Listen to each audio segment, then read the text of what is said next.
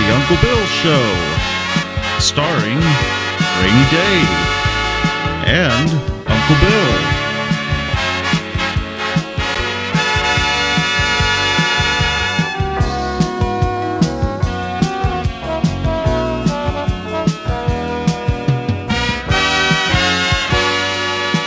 Filmed on location in Uncle Bill's attic.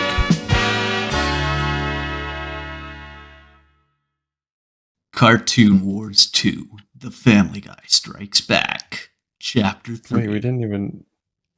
Okay. This final chapter is the reason why this story is rated M for constant violence. Dare I say character abuse? Nah, I would think it's abuse. Is it? Anyway, I hope you like it. Alright. Here we go. SpongeBob sighed.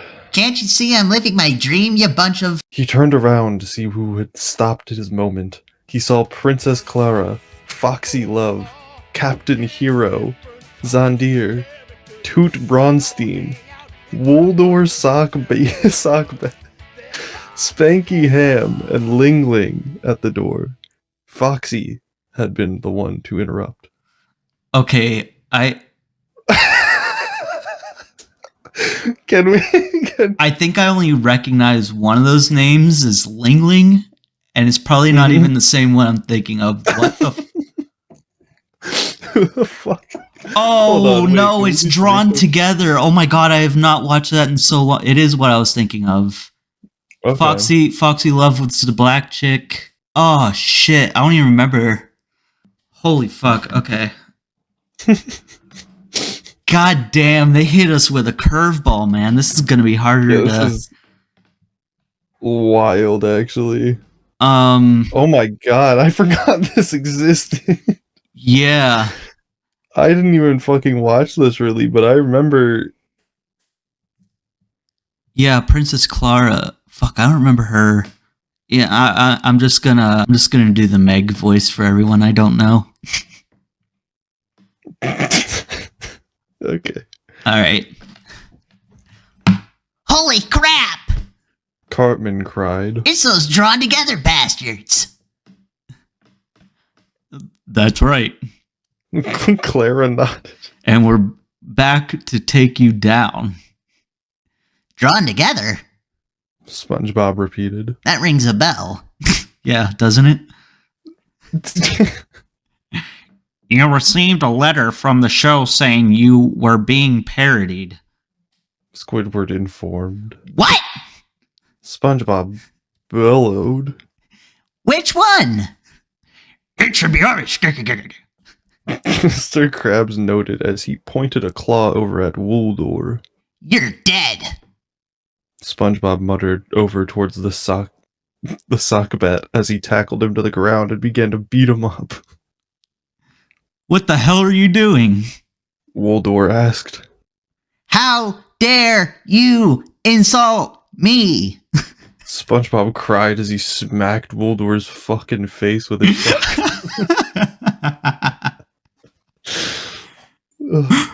What do you mean you're back? Peter. I almost did a Peter impression. I think Spanky was the little, like... Was he in that, like, Twinkie-looking character? With the orange nose? They're all kind of Twinkie. I think he sounded like SpongeBob from what I remember from the show. Those South Park sons of bitches have begun to tell Comedy Central that we're too offensive and wanted us to be off the air. They managed to cancel us in 2007. I'm sorry, I was looking up Spanky. Am I right? Is that the guy who looks like a Twinkie? Spanky is the pig. Oh, he's the pig. Spanky Ham. Spanky Ham, okay. Jesus Christ. Explained. What? Halftime. Part-time. Hello?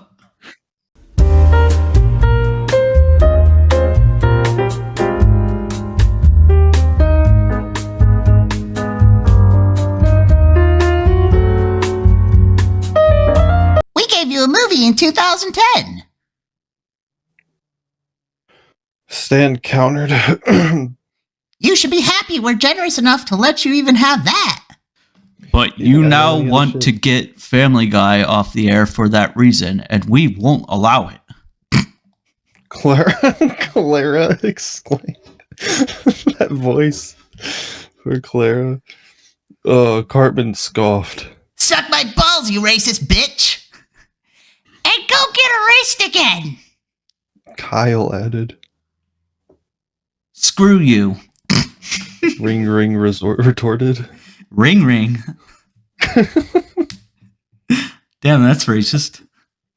That's something. Ling Ling retarded. Why, are you helping Family Guy?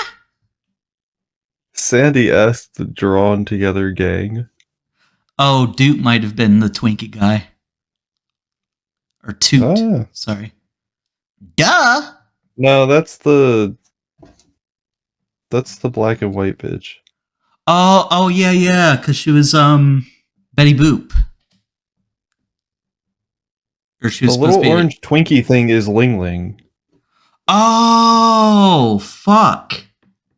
Yeah, dude, I haven't watched that show since it was still on TV. There's a fucking character called Jew Producer. That show was like, it was like Awesome. off the wall. Like I feel like it was more edgy for the sake of edgy, and like for that reason, it was just like not good. Like it had some good jokes in it. Like there was one, I think it was like I think they put on like a VR headset, and it was like an Asian simulator or a black person simulator. So like they put on the headset, and then like the cops are like framing them for shit, and they're like, "Oh, what the fuck?" Oh, but when I say ring ring, it's fucking problematic. Yeah, ring ring. Okay, so Duh. I guess. Toot retorted as her face resembled that of a donkey's. The fuck? What does that even mean? I guess she like turned into a donkey. I guess. We don't want I them to guess. suffer the same fate we did. You're not living. Oh, that was South Park. You're not living for another minute. SpongeBob interjected. After getting 10 years of absolute bullcrap from retards stating my post movie run was nothing but a pain in their asses, I'm not letting a show that is more mature than mine be praised for the wrong reasons? Question What? mark? Why is there a question mark? I don't know. Clara scoffed. Oh. Then what have you actually done since your first movie? SpongeBob pounced on Clara and slapped her. Enough! This is fucking wild. Don't you hit her! Oh, it's Foxy. Don't you hit her! Foxy cried as she kicked SpongeBob. Don't you kick him! Cartman yelled as he bit Foxy's leg. What in the fuck is this shit? Oh, there's so much more. Hold on. I don't want to How scroll much? down. Holy shit! Yeah, this is long. Well, the grand finale, I guess. Alright. Yeah. Captain Hero beamed. Oh yeah, abuse.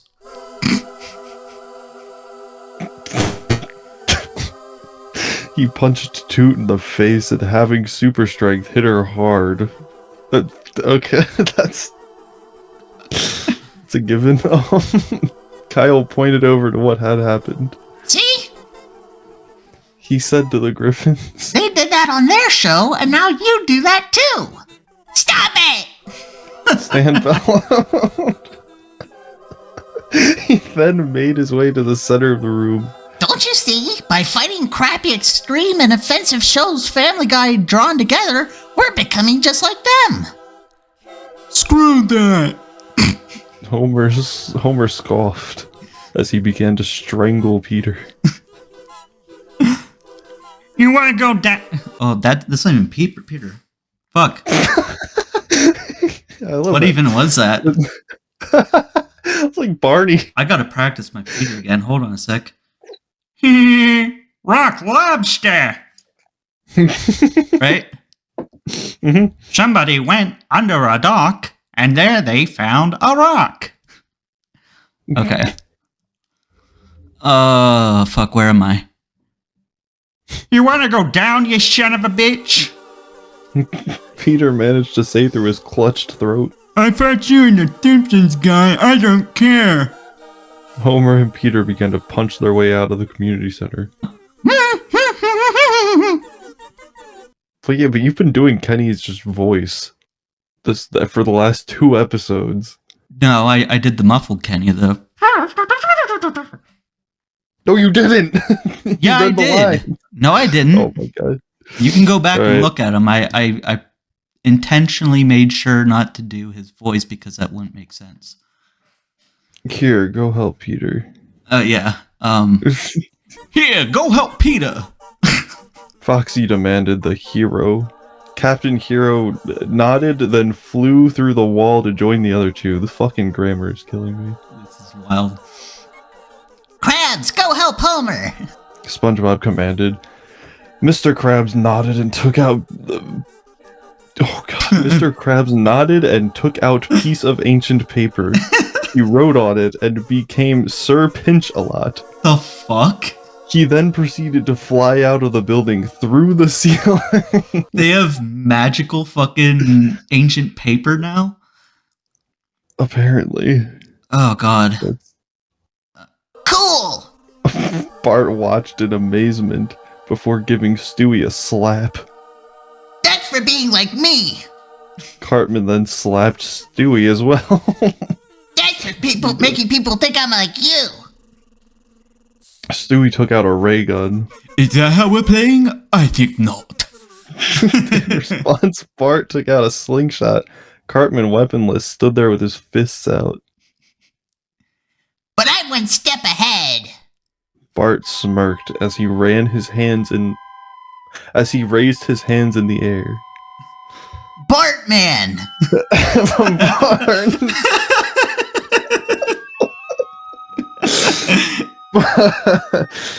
Bart now wore a purple mask, complete with a purple cape. There were numerous weapons attached to his belt. And so am I! Cartman also grinned as he took off his coat, revealing a wizard's cloak. He took out a wizard's hat and replaced his current head with it. The three then ran in a corner of the room and began fighting. You'd think he would have became the coon. I guess what I was thinking. Oh god. Patrick, assist Bart and Cartman! Patrick nodded at SpongeBob's request and joined the others in battle. Sandy then approached Lois and Meg. You slut sicken me! The idea of Sandy calling somebody a slut. You fucking whore. Peter, the horse is here. Okay. And you're someone who's shipped with a talking sponge. What?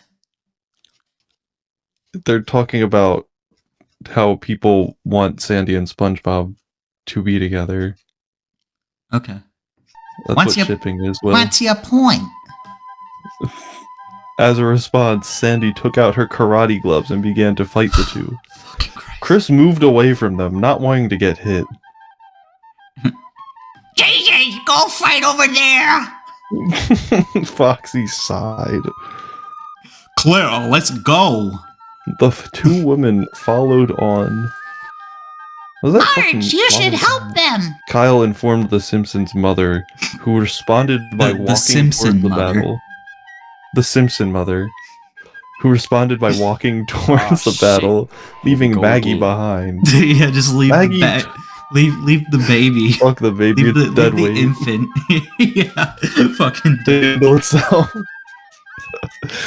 Maggie took out a gun and pointed it out What the fuck? Hold on. Maggie took out a gun and pointed it out to Brian. Okay. The dog snarled and tried to bite her, but was blocked by Kyle, who whacked him with a golf club. Stan also whacked Brian with a long sword. Don't bite her, you jackass! She's just a baby!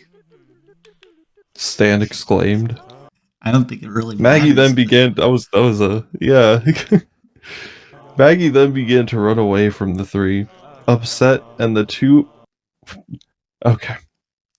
Maggie Ran away then from began the to run three, away upset. from the three, upset, and the two super best friends followed. The Simpson baby kept turning around and began to try shooting Brian. The bullets had missed, but Brian began running over to them to fight. I can't. Fucking. Spanky. Whoa, that's ahoy. Whoa, Spanky ahoy. Brian called. Come on, asshole. Yeah. It's okay. Spanky sighed as he walked away. On his way, he flipped SpongeBob off. Ah, In response, wow. the perverted pig was hit in the head with a karate chop. Spanky only sighed in anger as he continued to walk towards the canine. Only SpongeBob, Squidward, Lisa, Kenny, Chris, Toot, Zandir, Woldor, and Ling Ling remained. That's too many to remain. That's a lot. So now it's just us. Always stating the obvious. Lisa informed. We know that, you dumbass. Toot retorted as she slapped Lisa. Wanna play? Lisa asked in response as she took out her saxophone. Fine. Oh, God. Realizing what she would do, SpongeBob, Squidward, and Kenny covered their ears. Lisa began playing her saxophone towards Toot, putting the sex symbol in a hypnotic trance. Toot approached Chris and began beating him up. She had managed to make him fall on the floor, and he was now too weak to get up. You're a bastard. Ling Ling cried as he began to attack. He was about to attack. Okay, so he began to attack, and then he was about to attack. But Kenny had thrown a mirror.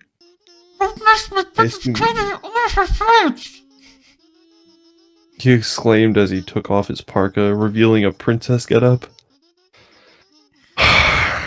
Oh, what will that do? You look gay in that outfit. Chris laughed. Kenny hissed at him, Oh then my started to god. sing an enchanted song. Why would Rats he hiss? began to... That's Rats began to form around the boy, and he in turn pointed over to Chris, sending the rats over to the Griffin teen. They began to form around Chris and started to bite him. Erg. Chris moaned, grossed out. Gross. He then passed out on the ground. Toot, still in a trance, was now standing lifelessly, much like a zombie. Lisa noticed this and began to play saxophone again. Toot then approached Zandir and started to beat him up as well. Homer, Sir Pinch-a-Lot, Peter, and Captain Hero, all still fighting, burst through the wall. They kept punching, kicking, and shooting their way around the room, and then made their spot on the other side of the room. Homer, enraged, turned in Gummy Homer and blasted Peter. the fuck is this? Lisa then got an idea and smirked. She then approached Woldor. Hey, Woldor. She smiled. You know you've always been my favorite drawn-together character. Woldor blushed. And you're my favorite Simpsons character. Lisa smirked. And I made a song in your honor. Want to hear it? No! That fucking...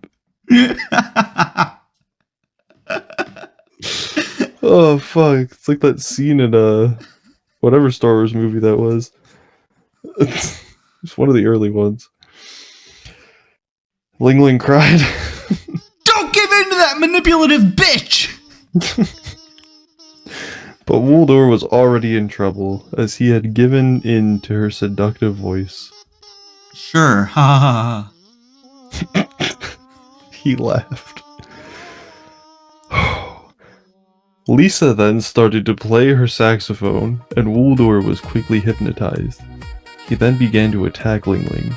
Due to the effects of the trance, Zandir and Ling Ling couldn't hold back and were more or less defenseless. After a minute, Zandir and Ling Ling were on the floor unconscious. SpongeBob smirked. Excellent. He then turned to his octopus ally. Squidward, finish off Toot and Wuldor. Squidward smiled menacingly. I'll be honored. Okay. SpongeBob, Lisa, and Kenny covered their ears and grinned. With his clarinet in hand, the octopus played a strong and powerful note. The note went through Toot and Wuldor's ears and knocked them unconscious. SpongeBob quietly sighed in relief. We won. We won! Lisa repeated. Kenny cried.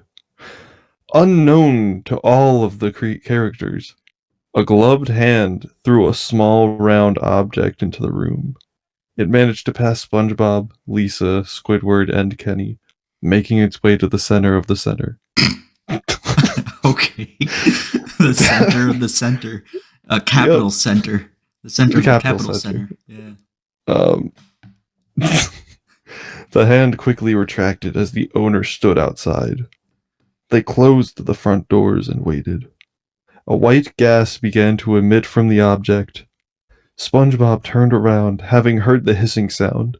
He saw the characters were falling asleep, one by one. He gasped as he tried to open the doors. They were somehow locked, so he just sighed in despair. Shit. And that's it. And that's it. I left it at that. That may leave some questions unanswered, but you could always try and piece it all up by writing a Cartoon Wars 3. I'm not, because I like it as it is. Why the fuck would you spend... Why would you write 3 chapters of this shit just to leave it like that? Okay, so what I assume happened is he wanted to do this, right? He really wanted to make this, and then he started, and by the second one, he didn't realize how fucking hard it was going to be to actually write this, because he had to create ideas using his own brain, which is, you know, God forbid, and it just took its toll on him. By the 3rd chapter, he was like, this is it, I have to finish it out here. Probably also had to realize that he had to buy a thesaurus. Because before it just probably looked like SpongeBob said, Sandy said, Squidward said. Yeah. Hey, at least you got to let your narration shine in this one. Holy fuck. Yeah, there's a lot of narration. I started half-assing it in the beginning, and I was like, you should give it some go here. Because it just kept going. I didn't realize how much it was going to be. Man, I honestly thought this was going to be like a really epic finish.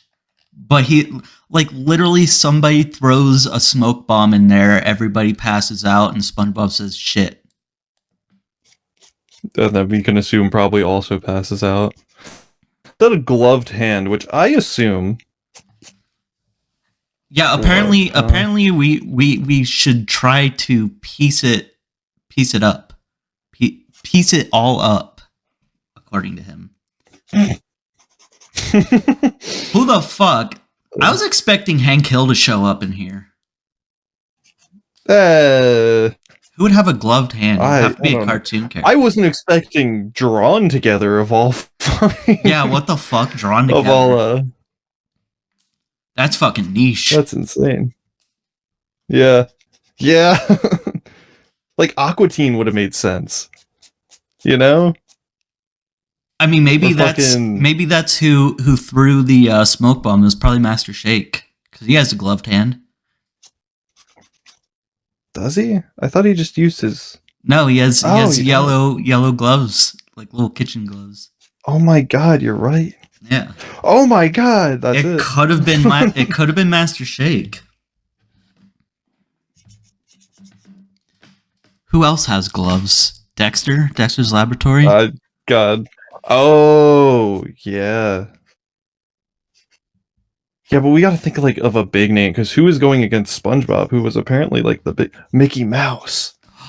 Oh, dude, yeah, that would make so much more sense. I guess it would stop there because like it would end with a cover up or something. Yeah. Mickey Mouse. And then Mickey Mouse killed and cloned everyone. Like they did with Kanye.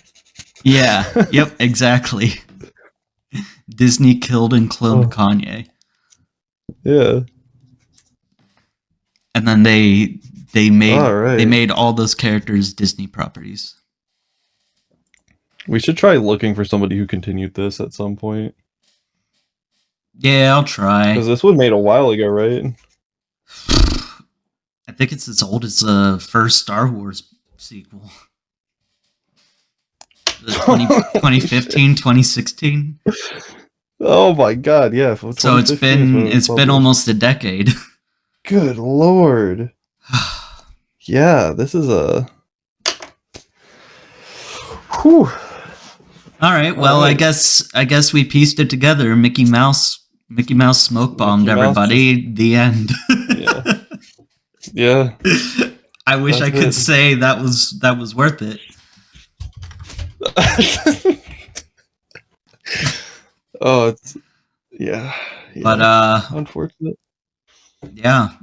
Well, that was with- Cartoon Wars, and this is the Uncle Bill Show. The only show where you. Yeah, just you once again. Yeah. And my buddy called earlier. I hadn't heard from him in a while, and he wanted me to watch some Warhammer lore, I guess. Some porn. Pornhammer, Said, dude, you gotta check this out. Pornhammer 40K. Yeah.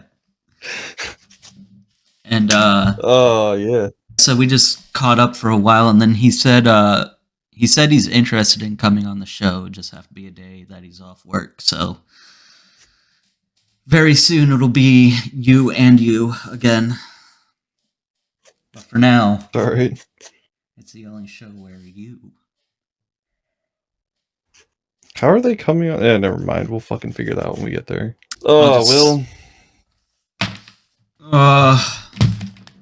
You know what I have a problem with? What's that? So, like, why? Maybe I'm just a problem, but why is it okay to be a furry? Why are those communities not, like, shut down instantly?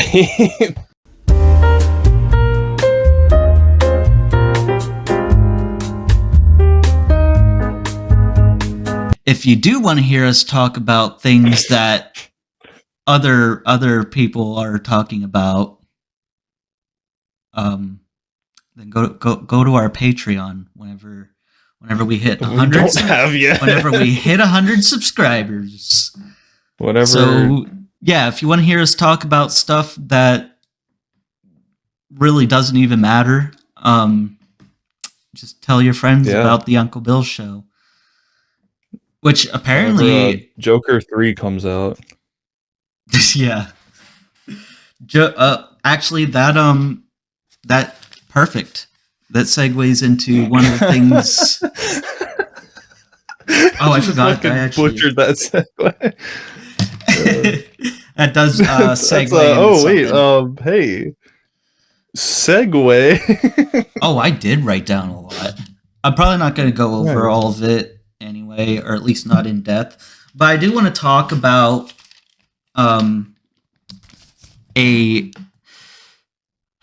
the ethics of criticism, I guess.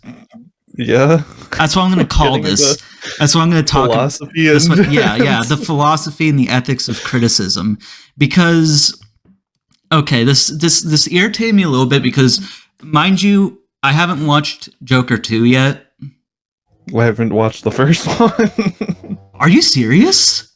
Dude, I didn't care. I mean, Everybody was hyped because it was a mental health movie, and I was sitting there like, you guys just... Fuck you.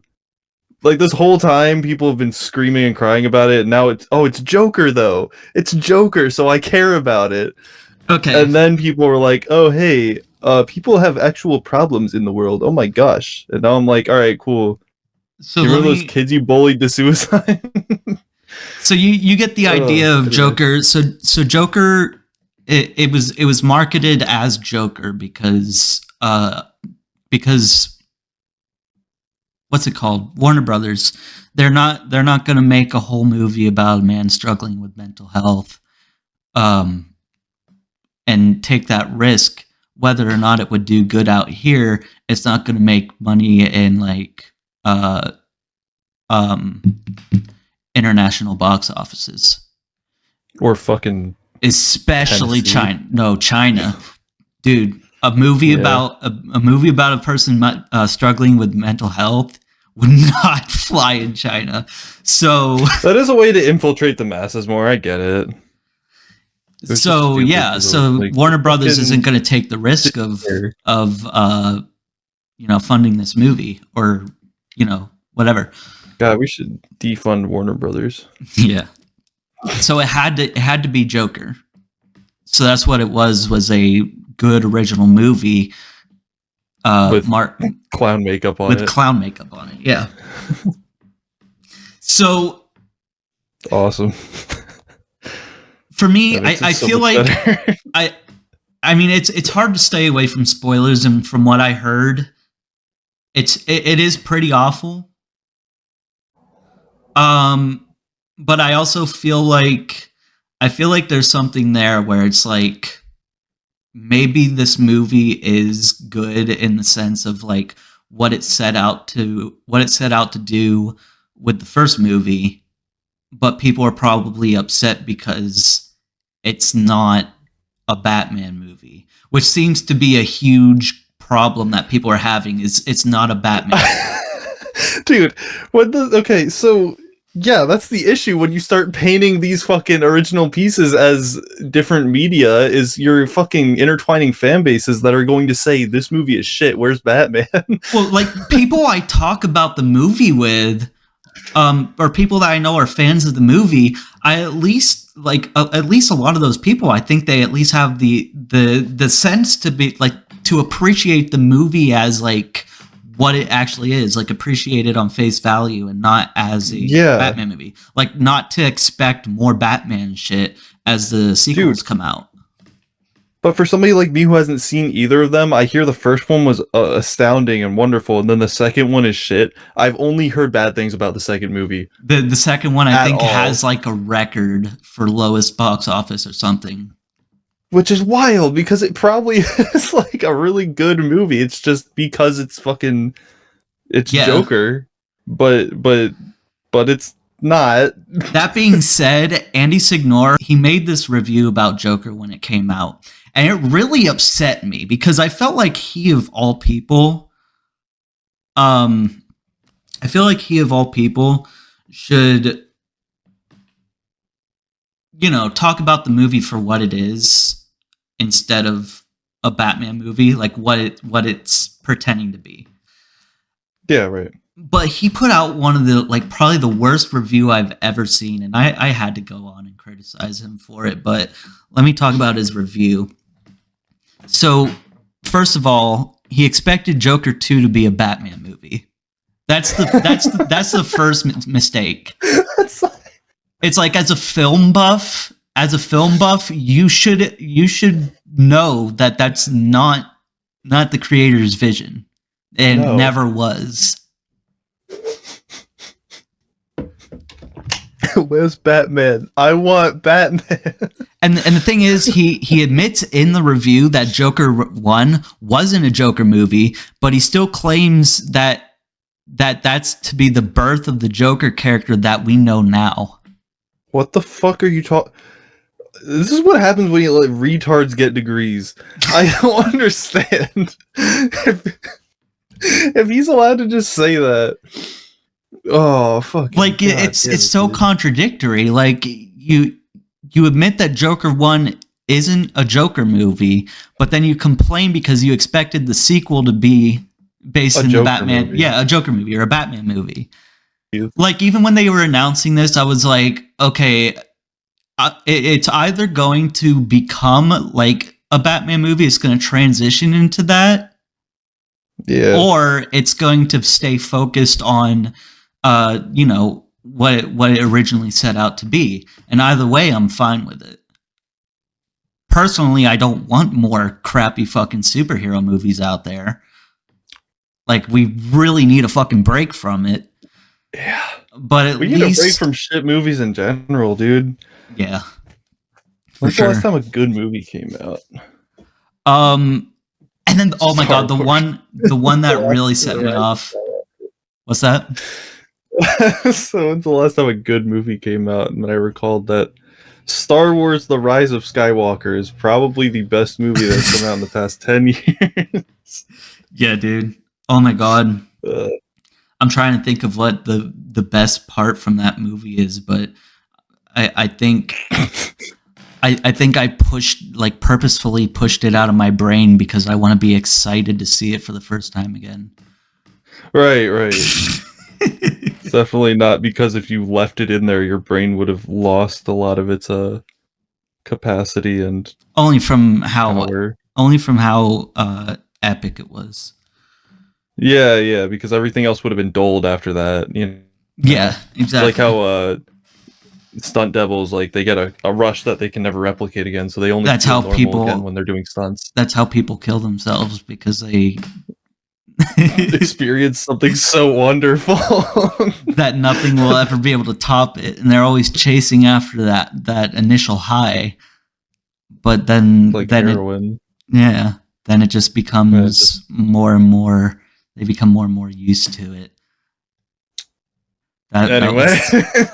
Anyway, so cry. Yeah, this one actually like really irked me. This criticism is that he expected this movie to be an anti-Me Too movie and showcase how awful women are. Because I guess there's I guess like part of the narrative that like Lady Gaga's character in there is like manipulating or using the Joker because she's interested not in Arthur Fleck but the Joker, and then she ends up leaving him or something or breaking his heart because she finds out that he's not really an extreme person or a murderer or a psychopath or whatever. But Andy twisted that into, I was expecting it to just showcase how evil women are and be an anti-Me Too movie. Which is schizophrenic at best. That's crazy. And it's like I get that he made a lot of his viewers are there because of his coverage on the Johnny Depp trial and like, you know,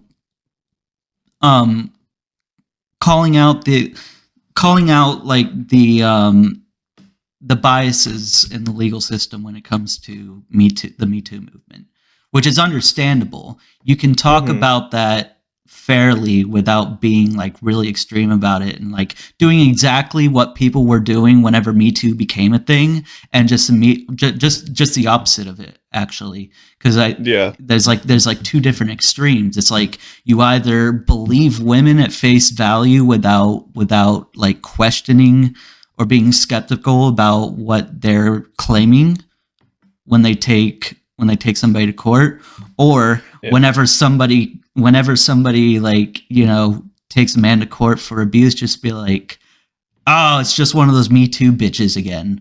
Like, Yeah, which you, like you can have your there's- skepticism, but there's also be the like thing is, rational about it. there is a middle ground there where it's like the middle ground is the harder part to tread, because it's so easy to be an extremist at any capacity. It's Mhm. so easy to fully delve into something because it's just like, okay, now I have my ways set. Like that was the That's whole all I have point to of the believe. that's the whole point of the Johnny Depp trial, which was like, you know, a huge like stepping stone for Yeah. that kind of situation, because it's the fact that the legal system is like taking the time to investigate and gather evidence and like examine this case, so it's fair on both sides, instead of it going like Yeah. down the path that originally was, where it's just like, yeah, we're calling this person out, okay, they're automatically guilty. Now I guess Andy's like trying to convince his audience that if anything like Me Too related comes up, it's automatically women Bullshit. are trash. Yeah. Ugh. Oh, hey, he It's me. really fucking funny. Yeah, Oh, that's he bullshit. me. I'm seeking compensation or seeking justice for being I fucking just got him liar. locked up. You fucking liar. You goddamn whore. Fuck you. But like it's also just like my complaint there with that criticism of his was like, and I told him, I made it in a comment too on the video, because I was like really frustrated watching this shit. Are you about to say I told him? Yeah. I mean, I don't know if you saw it or told him not. straight up. I guess it in a way I did vicariously In through my the interview YouTube with comment. him, Yeah. I told him. Yeah. But I said that like expecting a movie to follow your like political narrative or follow a political narrative in general is like really scummy. Mhm. I didn't say scummy, but like I can't remember what I said. I was trying to criticize. Damn. The corn is on fire. All right. Just the idea that a movie should follow any political narrative in general is insane, because it's just like, okay, what a lot of like people who like Vito, for example, or Elvis the Alien, or any movie critic will do is like they're trying to make the point that, like, for example, we don't hate Star Wars, like the new Star Wars, because they cast a woman or a black person as the lead. We're upset because they take advantage of women or black people for profit. Yeah. Yeah. When they have no idea how to write the character, they just use them as a device to get people to watch their movie, and then they cut them like completely out whenever they market it to China. Which is just, it's unfortunate, because like, who's that one, the black stormtrooper? Because I never watched those movies. Vin Diesel. Finn Diesel. Vin Diesel. Yeah, that poor fuck, because he was fucking miserable about it. Yeah, he was like very how are you gonna- outspoken about how Disney is like, you know, just tokenizing him instead of giving him like a role, like an actual. Because I feel like that's something like with original Star Wars. How many white people in Star Wars had a through story like planned out, and their character actually like achieved something at the end and developed naturally through the entire trilogy. And then Disney was just like, hey everybody, there's a black person in our movie, you should be excited to watch it, but we're not really going to write anything. We're not really going to flesh out this character. We just need him in the movie, so you'll watch it. And it's just like it's straight up just taking advantage of the Black community. And it's fucking corporate pandering, which is just disgusting in general. But it's like, fucking, what was it?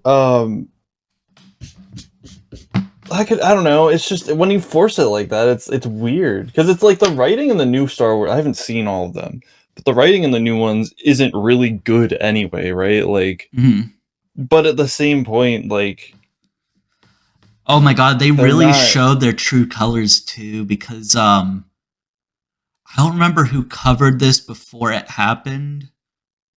Revito might have covered it after it happened, but a lot of people were calling it out at first.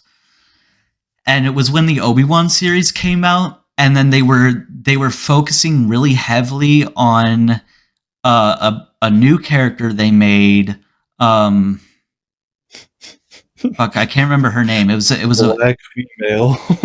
it was a black female. Black female lesbian. Oh my god. It was a black female. Moses Ingram, I think her name is. That's insane. I was just. And here's the thing: the directors, I think it's the directors or the producers or something. They told her after they finished filming, they're like, a lot of people are going to be mad that you're in this show, so just call them out for being racist or something like that, something along those lines, right? Yeah, they tell her like, you know, they're just mad because you're different than them, and they don't want that in their movies. But they're mad because a lot of people, when the show came out, they were like, damn, this is upsetting because Disney like teased us with this Obi-Wan series, so we get to see what happens with Obi-Wan between Revenge of the Sith and A New Hope. That's exciting.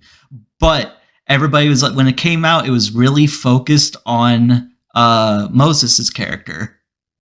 Mm-hmm.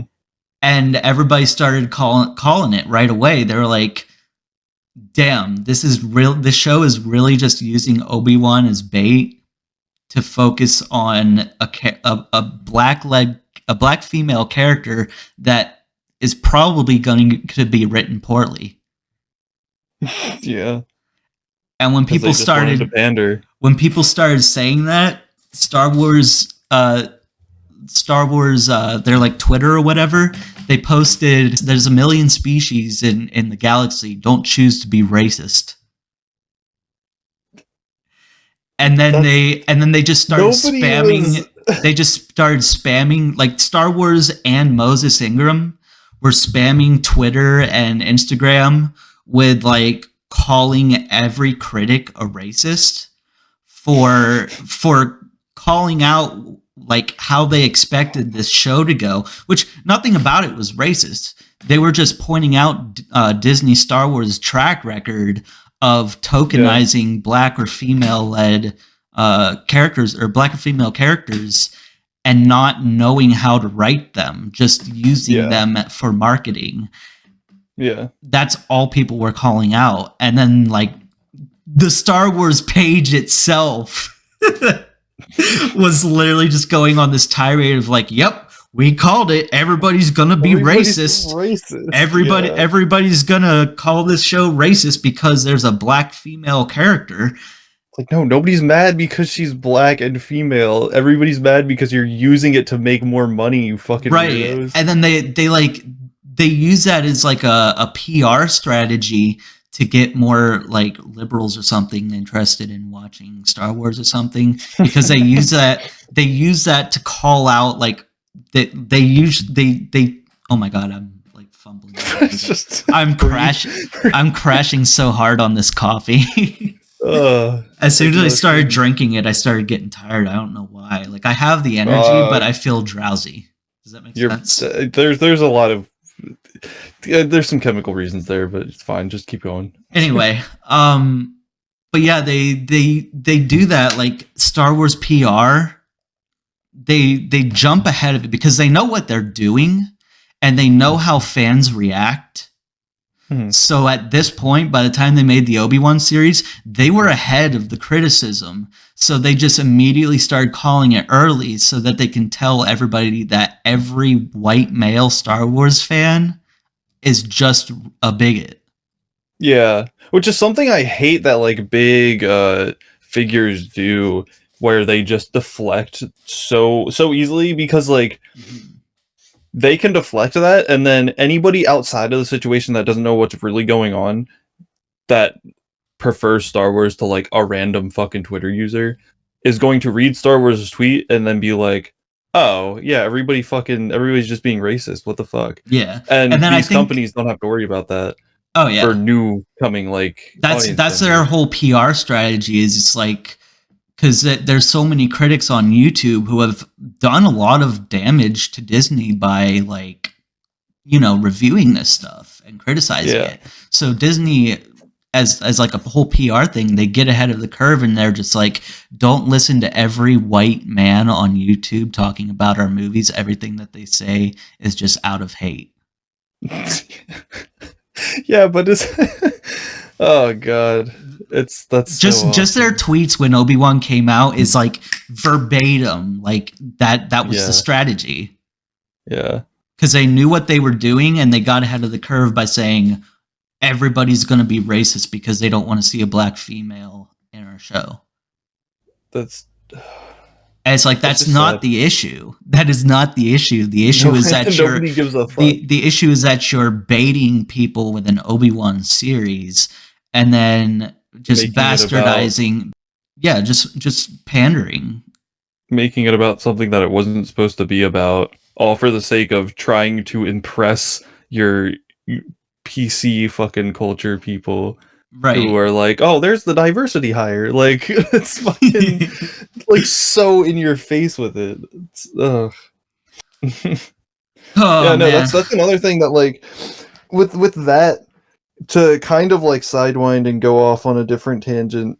That's something that a lot of like bigger I've seen in a lot of like Twitch streamers like Hassan, that they'll do where they might know they're wrong, but they'll say something wild or do something really stupid, and somebody will call them out. Multiple people will call them out for it, and instead of saying like, they'll be there's many times where he was live, he would read a chat, and somebody would ask him like, why did you say this? Like, this is a bold-faced lie, yada yada. You like, this isn't what you're supposed to be, talking, whatever. And then he'll go off on this tirade of like, this is what I fucking mean. People come in here and try and push their fucking left, like extreme fucking conservative bullshit, and you're just fucking disgusting and horrible, and you should be ashamed of yourself. And it's like, and then he'll start saying like, I don't know why you're coming in here and trying to start problems and lying and all this, and like, what did you really expect? And he'll just start going off about like all of this not what the issue was, and then his whole chat is just like following in unison, like, yeah, fuck that guy. And it's like, that was the one person who had anything good to say here, that was just trying to get an answer. Like, what the fuck is going on? Right. And you're sitting there, and you can just deflect it and just say anything you want, because at the end of the day, nobody, like, I don't know. It's just fucking sick, because like there's many times where he just hasn't answered for the crazy shit he has said or done. Yeah. And he just refuses to. I think I know what you mean. Like, he's got a fan base who will like defend him and like jump on anybody who wants an answer. Yeah. Or wants that person to elaborate more on why. Because he'll pick and choose like moments or clips. He'll choose out of context moments, and he'll be like, see, this is what I mean. And then somebody will call him out for being like, you chose an out of context moment, and then he'll like go back and be like, oh, you mean this? And rewatch the clip and be like, no, see, that's exactly what he said. And watch the same clip out of context or something. And somebody will be like, yeah, that's out of context. Like, what the fuck are you talking about? and then he'll Right. just sit there and double down and defend it like he's fucking like he's right, and it's just so retarded, dude. It's like, how do you fucking how do you have followers? How do people think that's like? Oh, anyway, I don't know. I hate Hassan. He's Oh my god, I didn't even realize you said Hassan at first. Yeah. This whole time I thought you were just talking about some random streamer. Yeah, no, Hassan is a fucking nutbag. Okay, Like, cool. I was holy- like, you should have more holy to say shit. about this, Yeah, no, I was watching. I actually watched this one because the whole like Israel Palestine thing. Oh my god, no, there's some wild shit with him and other streamers. Yeah, no, the thing is, so I don't get too into it because like I think the only time we've talked about it on here is when we were like ripping on H3 because of that whole fight they got into about it. And it's like, you're literally buddy with a guy who is an anti-Semite and you're Jewish. Yeah. What did you expect Oh to my happen? What did you expect to happen when you're co-hosting a show with his very extremist fan base? Yeah.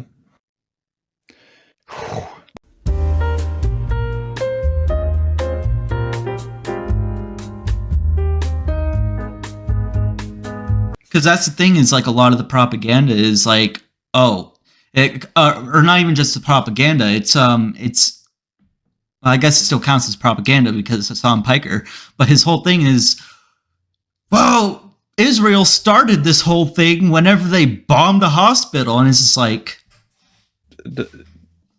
that. Okay. No, that's not how it started, first of all. And then there was this, I don't remember who I was watching, but they took all the everything that had happened, because it's very blatant, like public knowledge what happened. I don't even remember what it was word for word, or even who. I'll have to find the video so we can watch it. But it's public knowledge about what happened, and then what Hassan does is like you were just saying, how he takes a clip out of context or a situation out of context, makes up his own story around it, and then the rest of his audience is like, yeah, that's exactly what happened. Yeah. They treat his word like fucking church. Like gospel. Dude. It's crazy. Yeah. It's fucking insane. It's insane, dude. I don't understand. Like, it takes 2 seconds to look shit up and just be like, oh, he's lying. Or like, oh, he's bending this completely different. Like, that's not at all what happened. Why am I watching this? This guy sucks. Right. Hassan sucks. And yeah, man. Before I get back on track here, I just have to I just have to let Sam Hyde speak on this real quick. You got anyone you want to call out in the heavyweight division? Oh, you know it, lad. You know that, Hassan Piker.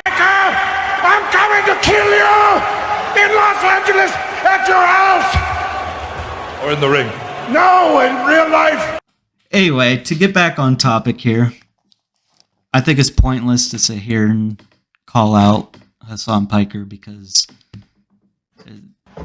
it's going to go nowhere. Everybody knows he's a fucking psychopath. Yeah, no. Well, it's not everybody, because you seen... obviously his own fan base. No. Have you seen... I just watched like fucking 3 videos of this because I thought I was done with YouTuber drama. But this is actually a lot deeper than I realized. The CEO of Twitch is a Hassan fan. Oh yeah. Well, and that's why he hasn't really gotten banned. The CEO of Twitch, crazed shit that he said. The CEO of Twitch is a Hassan fan because the content he makes brings a lot of fucking psychopaths to Twitch to watch him and make Twitch money. Yeah, definitely. But also, he has publicly said that he likes Hassan because he tells it how it is, and then people dug up that he's in support of like this extremist fucking viewpoint that Hassan propagates, which is crazy. It's possible that he is only saying that because Hassan is like one of their biggest streamers. That's no. And, he and said like that dropping he believes Hassan, or like denouncing anything he says, for lack of a better term, is you know how probably a many- bad business move for Twitch. No, well, so okay. The thing is, there are other very large streamers that attract a huge audience, and they have not been Moist critical. publicly pedestaled, I guess, or appreciated by Twitch. Like fucking, there's a Mizkif who's a huge fucking Twitch streamer and hasn't gotten a goddamn like praise like that or anything. There's a video of like a bunch of Twitch staff members singing happy birthday to Hassan, and like bringing out a cake and everything, and like they really push him, like they praise him, and it's weird. But with all these other Twitch streamers that bring in like an insane amount of views and money for them as well, they just don't care about them, which is weird. It's a strange thing. I don't know. There's a whole conspiracy there about it's the I'll have to send you a link to that. There's a whole lot of weird stuff going on. I don't want to get too deep into it because they could come to my house and rule 34 me. Hello? Yeah, I heard that. Sorry, I was just reading. God damn it, Will. Sorry, we just got so off topic. Okay, anyway. We were just talking about the ethics of movie reviews, and then how that We can cut that whole Israel segment out. we could. lot more I mean, politics we'll get back on we just- track anyway. I just want to finish off this really bad Joker review.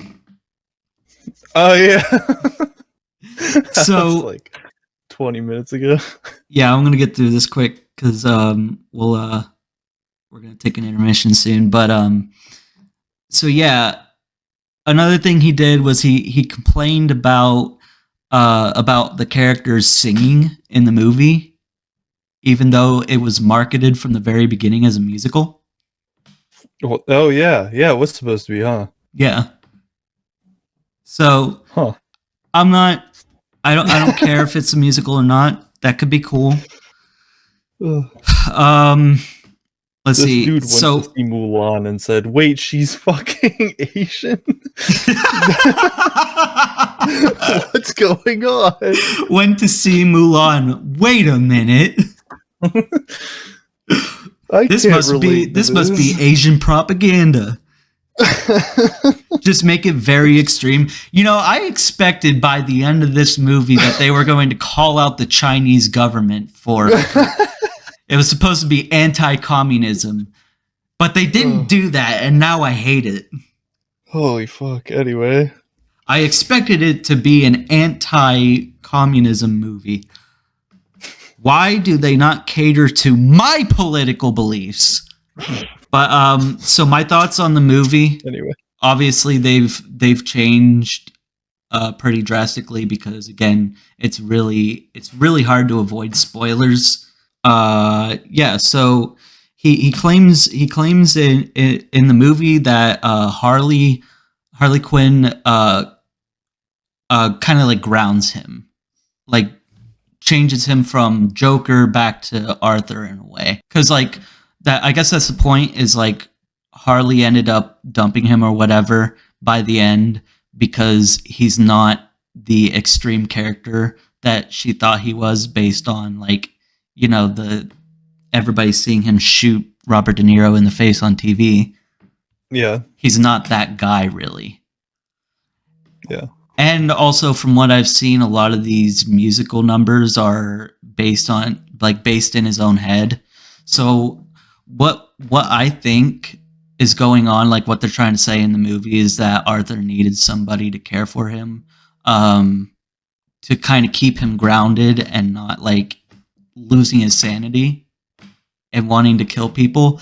Like, because that's very clear is what happens throughout the first movie is he owned Jesus fucking Christ, dude. People keep calling me even though they know I'm recording right now. But what I think is they're using this element from the first movie and diving into it more, is like his relationship with people and how it affects him mentally. Mhm. And that he needs somebody to care about him so that he can stay grounded as a person. Yeah. And then what I think happens is just that, he becomes Arthur Fleck again. Sorry, that whole fucking my phone blowing up just threw me so off track. I think they're exploring that he needs to be Joker to be appreciated, and then he's stuck in this perpetual, like, nobody's gonna care for him unless he's the character that, like, the extreme character that people resonated with, I guess. Well, here's the thing: is that's kind of the movie too, where people wanted a Joker movie. Yeah, They didn't care about all the little mental. Well, that's the thing too. Is like people are calling it a big, and they're complaining about it too. But I kind of commend Todd Phillips for it. I think it was Todd Phillips made this movie, right? I kind of commend him for it, if it's the case, is that this movie is a fuck you to all of the fans of the first one who expected it to be a Joker movie. Right. And that it was... Some people are saying it's intentionally bad in the sake of just making a bad movie just to upset the fans. But I think what it sounds like it's doing is it's sticking to the original formula and just making it absolutely clear that this is not supposed to be a Batman movie, and that anybody who is a fan of the property because they want it to be a Batman movie, that's who the middle finger's going to. And it's going to, it's also going to, some of the decisions I think they made where it is like just badly written or whatever, I think is also a fuck you to the studio that produced it for taking advantage of it that way. Yeah. Or taking advantage of his creativity. Yeah, definitely. The part that ruined it for me, and I haven't even seen it yet, but this is a major spoiler. I don't know. If okay, hold on. This is a major spoiler. We won't talk about it then. I don't know if you're interested in watching it. But... Well, I'm not worried about that. I'm more worried about the fans, like anybody who watches. I think everybody knows at this point, though, is the thing. I don't. And I make this it's joke. Not. I think at this point it's just not as anticipated as The Boys, so I don't really need to make a spoiler section or tiptoe around it like I did before. All right. But I'm probably not going to watch it for like years anyway. So this is the fuck you to the fans, I guess, that wanted it to be Joker, and what does make it a flawed movie for me is that at the end of the movie, Arthur, I guess Arthur gets called out to like outside of his cell or whatever because he has a visitor. And then he goes out to find the visitor and there's nobody there. And then the visitor, I guess, comes up behind him. It's a crazy fan of the Joker. Stabs him to death. And as he's bleeding out, you can see it's like a silhouette or a blurry shot of that crazed fan in the background carving into his face. And that's supposed to become the Dark Knight Joker. I hate which that. Also just ruins the Dark Knight too. So you've just by doing that you've ruined two versions of this property. What the fuck? So yeah, I highly disagree with that. They killed and cloned him. Yeah. Oh, it's so fucking funny. Why would they do that? That's so stupid. everything leading up to that, from what I've heard, at least, I'm fully on. I think I'm fully on board with it. Like I said, I haven't seen the movie yet. I will see it, but what it sounds like is a lot of people have really high expectations for it to be a Batman movie, and we're very disappointed that it wasn't, even though they know full well that it never was a Batman movie, but still argue that it's supposed to be. And it's like, no, it's not. It's not. Like, do not get your hopes up for it to be that. Good lord, dude. It's just mind-boggling to me that people could enjoy it as like an artsy original film about mental health and not see it as a Batman movie and like appreciate it that much when that came out. But when the sequel came out, it's just a completely different. I expected it to be a cool action Batman movie. And even though that they announced at the very beginning that it would be a musical, I'm still upset that they were singing. Yeah, like, I wasn't expecting them to sing in a musical. Like, what? Just the criticisms that are coming out are fucking mind-boggling. You can't make that shit up. That's like a South Park bit. That's insane. Yeah. Like, it's just a bunch of people lined up at a theater. Yeah, did you hear? This is supposed to be a musical about mental health awareness, and it's actually going to not be anything to do with the Batman movie. Did you hear? Everybody leaving the theater is walking in like, I heard that this movie's supposed to be a musical. God, I hope they don't sing. But yeah, I hope I just feel like a lot of the criticisms there are just like either non-existent or not important, and the things that should be criticized about the movie are not talked about enough. Because the only reason I found out about the ending was because I was trying to avoid spoilers too, mind you. And like Critical, when he does movie reviews, they're usually spoiler free from what I've seen. He usually just talks about the score, the writing. I've seen a couple that he's fully spoiled for me. This is the first time I've ever watched a Critical like movie review. Or Moist Critical review, and he actually spoiled it, so I was not expecting it. And then he's just like, and then in the end, this guy just stabs Arthur to death, and then starts cutting his mouth. And I'm like, whoa, wait, what the fuck? I'm like, fuck, I wasn't supposed to know that. Well, I guess I do now. I guess this. Oh, I'm still going into it though, like knowing that I'm still going into it with this expectation that it's going to be good based off of what I know about it from the first movie. Like the narrative. It's supposed to be a fucking musical. That's supposed to be a musical about mental health and not a fucking Batman movie. Yeah. If you come back to me and you say that was kind of shit, where was Batman? Why isn't Catwoman in this one? I'm gonna blow both of our brains out. Which contradicts people like Andy Signore even further, because he's complaining that it's not a Batman movie, but at the end, it is clearly a Dark Knight prequel. It's a Dark Knight prequel. What if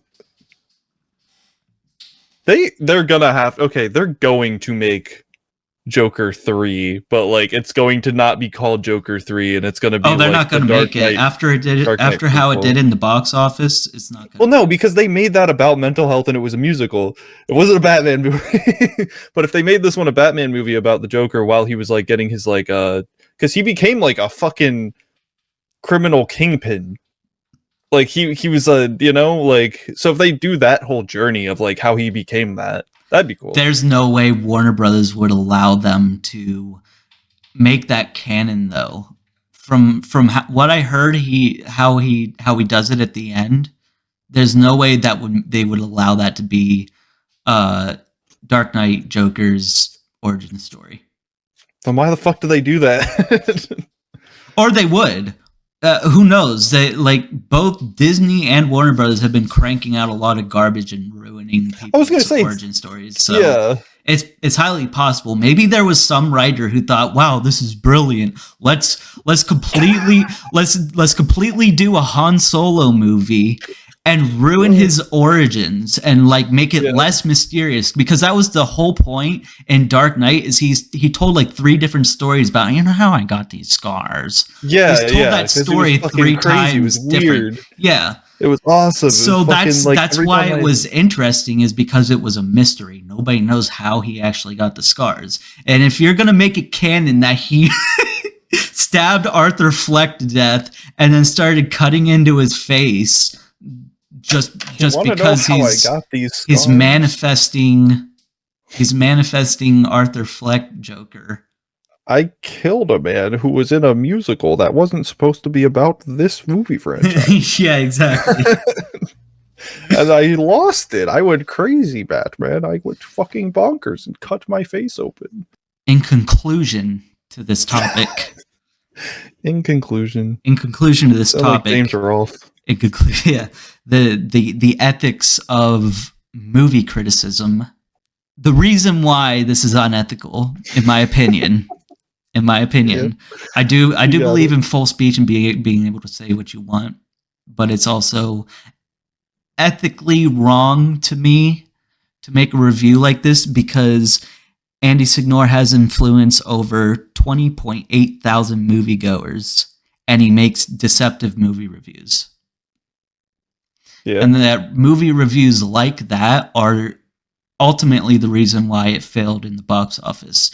And for all I know, like I said, the movie could be good, other than the end. Probably is really good, but nobody's gonna know that it's good because they're not going to watch the movie based off of the review that somebody made. Based off the review that somebody made that has nothing to do with the movie. Because, like, complaining that it's not an anti-Me Too movie? Come on, dude. That's fucking insane. Why should a movie... You're complaining about movies being political, or at least that's what the majority of us are trying to do, is complain about movies being political. Not that the movies are using female leads. It all goes back to that, like... The initial, like, when the first Star Wars sequel movie came out, and the whole thing was that's where the whole narrative came from, that every white male Star Wars fan is mad because it has a black or a female lead. Yeah. And that's the majority of Star Wars fans. And then there's people like Vito that come out and say, that's not why we're mad. We're mad because you're not writing a good movie and you're using these characters as, like, to pander. But the reason we don't like these characters is not because of their skin color or their set or their gender, but because they're not written well. Yeah, they're not written well, and you're clearly just using them to gain more attraction or, pander to a community. Don't even consider that it's being used to pander. Just the bad writing alone is like why people don't like your franchise. Yeah. But movie reviews like this is an example of making complaints that make people like us look bad. Because this is another white incel like me and you. Yes. Complaining about women. Complaining about women, but he wants it to align with his politics. And then that just represents people like us who complain about the movie, but it's not at all it's not about the same shit, yeah. Right. But everybody's going to see it that way. Right. Because somebody who has influence over 20.8 thousand viewers, 20.8 thousand moviegoers are going to recognize or associate a bad movie review with why wasn't it against women?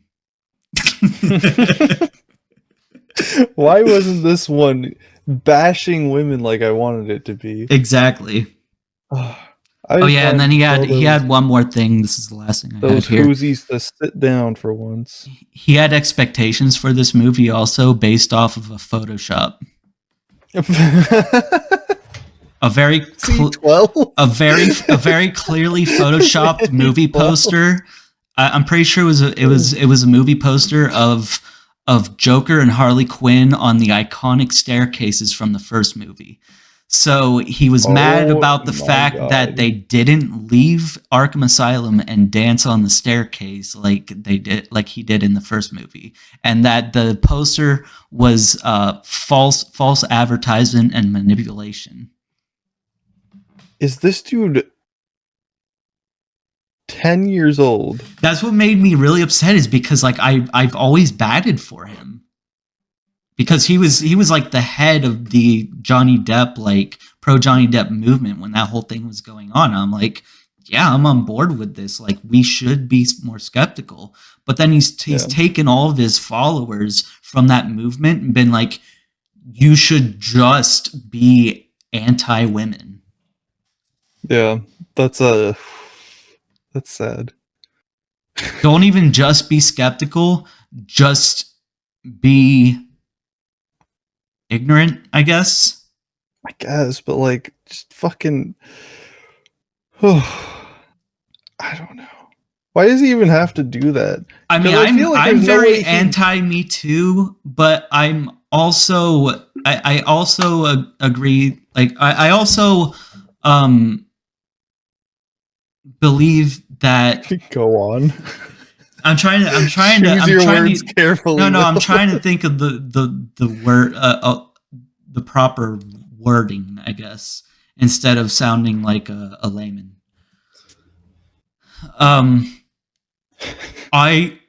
or Miss South Carolina, as it were.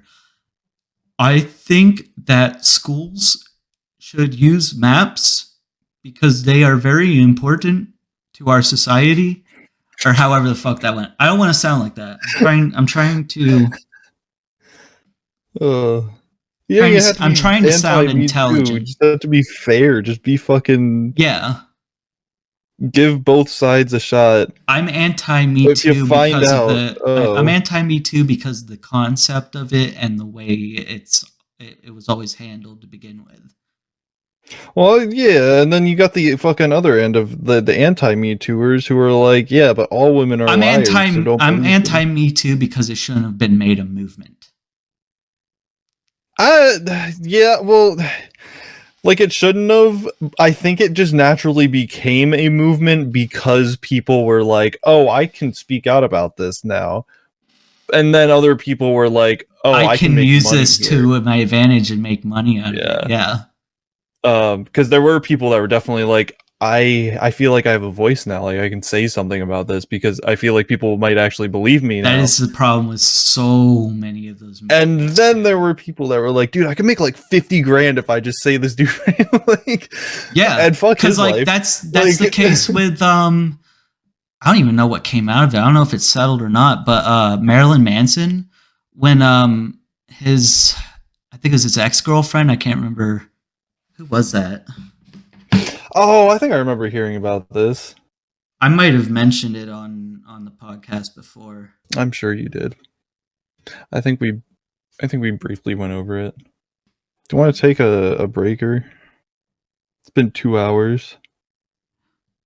Well, I guess if we are on this topic, I'll segue into this, and then we'll end this on this. But so Marvel apparently officially killed off Deadpool in the comics. Oh. Marvel officially killed off Deadpool, which I don't even know how you do that. Because Deadpool just can't die canonically.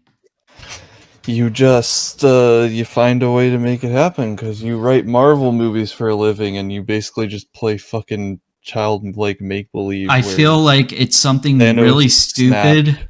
I feel like it's something really stupid that just cannot exist in canon because they needed a way to replace him with a female, aka his daughter.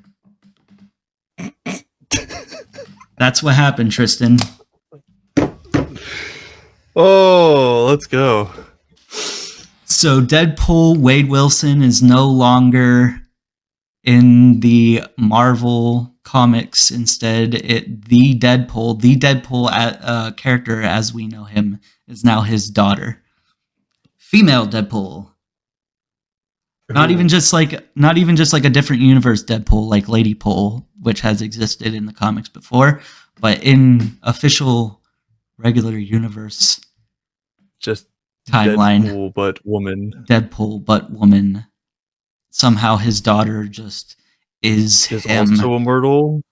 Is also, yeah, somehow inherited every single genetic mutation that We he should had. get jobs at Marvel. And we should just start fucking. They're not gonna let anybody with logic write for them. No. We don't need to use logic. We just need to infiltrate. There was seeds. in, I want to say it was 2016 or 17. They made official comic book characters called Snowflake and Safe Space.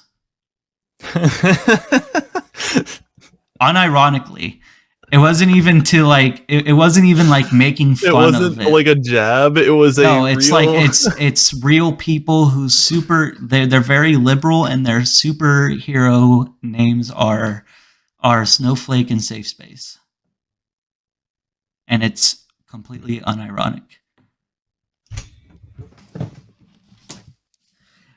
And we will be right back with Mr. Beast once again. That's what I call it going on break. Get lost, Tristan. Don't come back. Hey guys, Uncle Bill here. Just wanted to stop in and remind you that a longer cut of this episode exists, and you can view it on Patreon after we've reached 100 subscribers. So what are you waiting for? Go tell your friends about the Uncle Bill Show today. Now, let's talk about someone who doesn't deliver on that deal.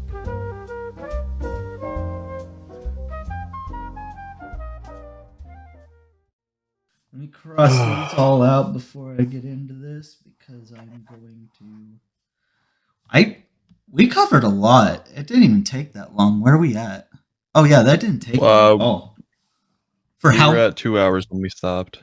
Yeah, for how long of this list I covered? I mean, that was really just one topic that we covered. The rest was just bullshitting. Yeah. Which is good. That's what we want to do. Yeah. We're slowly transitioning into a more free-form podcast.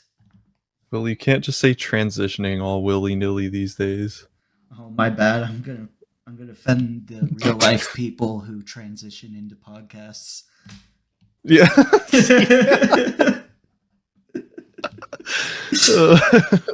My pronouns are podcast. my pronouns are Joe/Rogan. E/cord. My pronouns are sound/check. So, one of our main topics today, I just wanted to close the book on what went down with the Mr. Beast situation, because nobody's really talking about it except for Pegasus, I guess, because he likes to milk the exact same content with different thumbnails each time, or slightly altered thumbnails. But the Mr. Beast situation. So did we talk about the big failure that was the Mr. Beast games on Amazon Prime or Amazon TV? No. Yeah, so that was a titanic failure because of all the lawsuits that came out of it from contestants. We did talk about it because they were like the medics or whatever. Oh, yeah. And then like all the people had to go to the hospital because it was like really just how did they fuck not that good. Up? Yeah. Yeah. As far as like all the things that came out of Dogpack's accusations or whatever, I don't think anything new came out of that I've seen. It's been like it's been dead for a long time. Because unfortunately, the problem that is drama, especially YouTuber drama, is if it's something serious, allegations, or even something that has proof to back it up, which I'm pretty sure this had a substantial amount, it's always going to be something where people will talk about it and then they'll get tired of talking about it and then it just drops off. I think that was probably his game plan, was like, oh, this is going to blow over. That's why he hadn't come out with a response. But he did. Yeah. He did officially. He did officially come out with a response. Did you see it? Did he though? No. His response was a video he did with Logan Paul and KSI to introduce Lunchables. Feastables. Oh my god. Yeah, I forgot. A fucking nasty knockoff of Lunchables that comes with a Mr. Beast bar and Prime. A bottle of Prime. Yeah. Yeah. And a copy of KSI's new hit single. Hit single. Dude, did you see his fucking meltdown? Yeah. Holy shit. Oh, that's awesome. I don't even know what association KSI even had with Feastables. Well, he and Logan Paul are like business partners. Oh, okay, that makes sense. It's just the fact that his response video was him along with two of the other biggest douchebags on the internet promoting another scam product. Yeah. In response to sexual assault allegations. Yeah. like really serious career-ending allegations. They're like, you know what? Which, I don't even know, I gotta see if Dogpack at least said something, because, like, that's a big one. His whole thing was, like, I'm not gonna make the official third part of this, hit piece or whatever. I'm not gonna make the official third part until, Jimmy responds. And this was his response, and it was a very bad one. This is like the perfect opportunity to be like, yeah, technically he responded and you all saw what it was, so obviously he doesn't care enough to defend himself, so here's the rest of it, have fun. Like, yeah, that's what I would. Yeah, he probably is working on that, to be honest. From what I understand, he already has it finished, but he never... He might just be altering some things because, like, wasn't expecting there to not be, like, a real response. So he's probably, still like... nothing here. I mean, it takes a while for these things. You know, like, there's a lot of editing that goes into that. And being careful and legal obligation, because if he makes that's the thing. one single false allegation or false force of, like, I think he was talking to he can just get sued, and then, you know, I think he was talking to Oompaville about this because that was a concern, and he does have a legal team that when he's writing this stuff down, he makes sure to go over it with them to make sure there's nothing he can get sued for. Yeah, I don't know. Give it some time. I can't imagine this is the last we're never gonna hear about this again. Like, oh, something just came up. I looked up Mr. Beast. It says Mr. Beast company responds to sexual misconduct allegations. This was, oh my god, this was today. timing, dude. I wrote this on the topic list like a month ago. Wow, what great timing! The day we finally do the podcast. We get some new information. This is interesting. Mr. Beast's internal investigation finds grooming claims are baseless. Finds no evidence of grooming, harassment.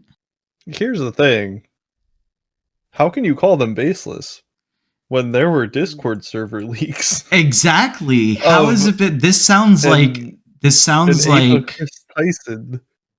I'd love to Sharing see. anyway. I'd love to find out who conducted the investigation because that might be crucial to. Because baseless, I don't know.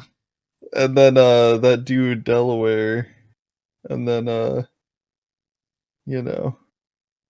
what the fuck? Mr. Beast fan stunned to discover YouTuber was reportedly arrested in 2018. What the fuck? Mr. Beast investigated for cannibalism? What? Is Jimmy eating people? You're joking. Dude, there's so much. Everything is just coming out today or within the past 2 days. It looks like the results below are changing quickly. I typed in Mr. Beast cannibalism on Google, and it gave me a. It looks like the results are changing. Because I think it wants to cover that one up. Oh, fuck. It looks like the results below are changing quickly. If this topic is new, it can be sometimes. Whoa! Yeah. I've never seen that before. I've It never can heard. sometimes take time for reliable sources to publish information. That's weird. Maybe that's new. To be that's fair, Marca, I'm pretty sure is a Spanish news source I've seen before that is very spammy. So I'm not Why sure. did Rosanna Pansino report Mr. Beast to the FBI? Cannibalism and sexuality. Shortly after exposing Mr. Beast on the internet, she announced on X that she had reported. This is on Yahoo. Lawyers. Okay, the investigation. Lawyers find grooming claims against YouTube co-host Baseless. So I wonder if these lawyers are also the team that he hired, aka the Rust shooting lawyer. Mr. Beast, KSI, and Logan Paul versus Dan TDM, the Lunchley drama. Did I say Feastly? I think you said Feastables, right? Oh, it's called Lunchley. Feastables was the chocolate. I called that Mr. Beast bar. Mm-hmm.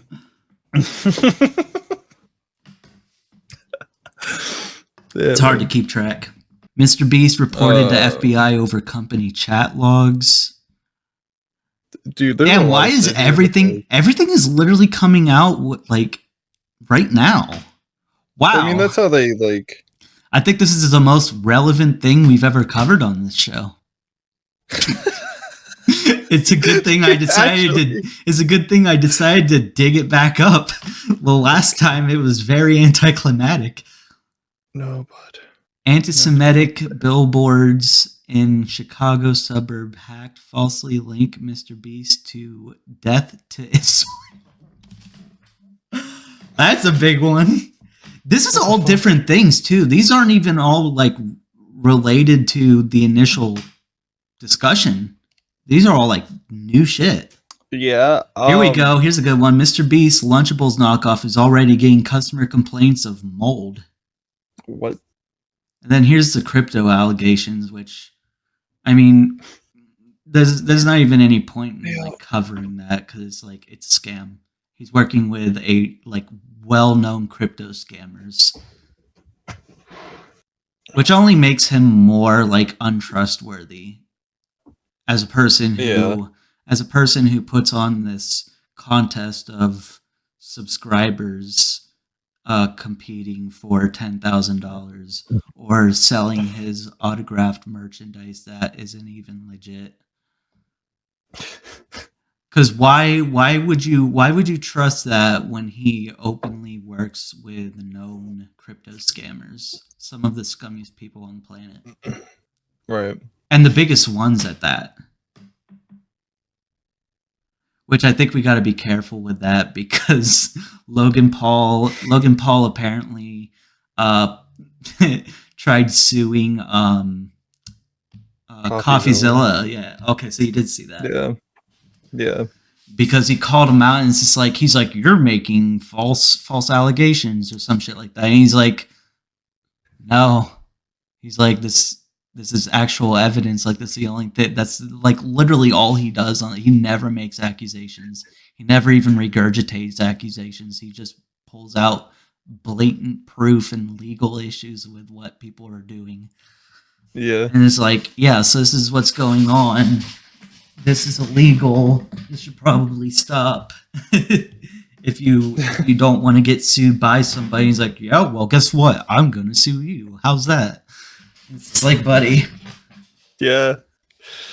Dude, that's like the most telltale, like, oh, you did do something wrong. Or, no, wasn't it Logan Paul? It was a defamation suit, right? I think so. Or I don't something remember like exact that. details. I just remember he said he was gonna sue him, and then CoffeeZilla was like, "Hey, talk to me about this because there's a lot of stuff going on here that, Which like, is you know." insane, And then he talked 'cause, to him and like- said, "Yeah, I'm not gonna sue you. Thank you for pointing this out. I can become a better person." And then some other shit came out. No, yeah, that was when And- he made that first video on Logan Paul calling out his crypto scam. And then he's like, Yeah. he made a big deal about it. Then they touch base with each other. He's like, no, yeah, I'm gonna do better. Sorry, thank you for pointing out, like, you know, the legal My issues with what I was doing. flaws. Yeah, and then he came back around, and then he filed the lawsuit against him for defamation or something. And then Legal Eagle brought. That's why he made the video, or not Legal Eagle. I'm sorry, CoffeeZilla. I was like, what? He made that And he then made that that, newer man. video like the year later where he brought up Logan Paul's lawsuit, and then he tried doubling down on it because he made a video exposing it or something like that. And then CoffeeZilla used that as the chance to double down on the illegal shit that Logan Paul's still doing. Yeah. And then Kim Jong-un came in. And said, said, let's have You a guys gotta party. stop this. Okay.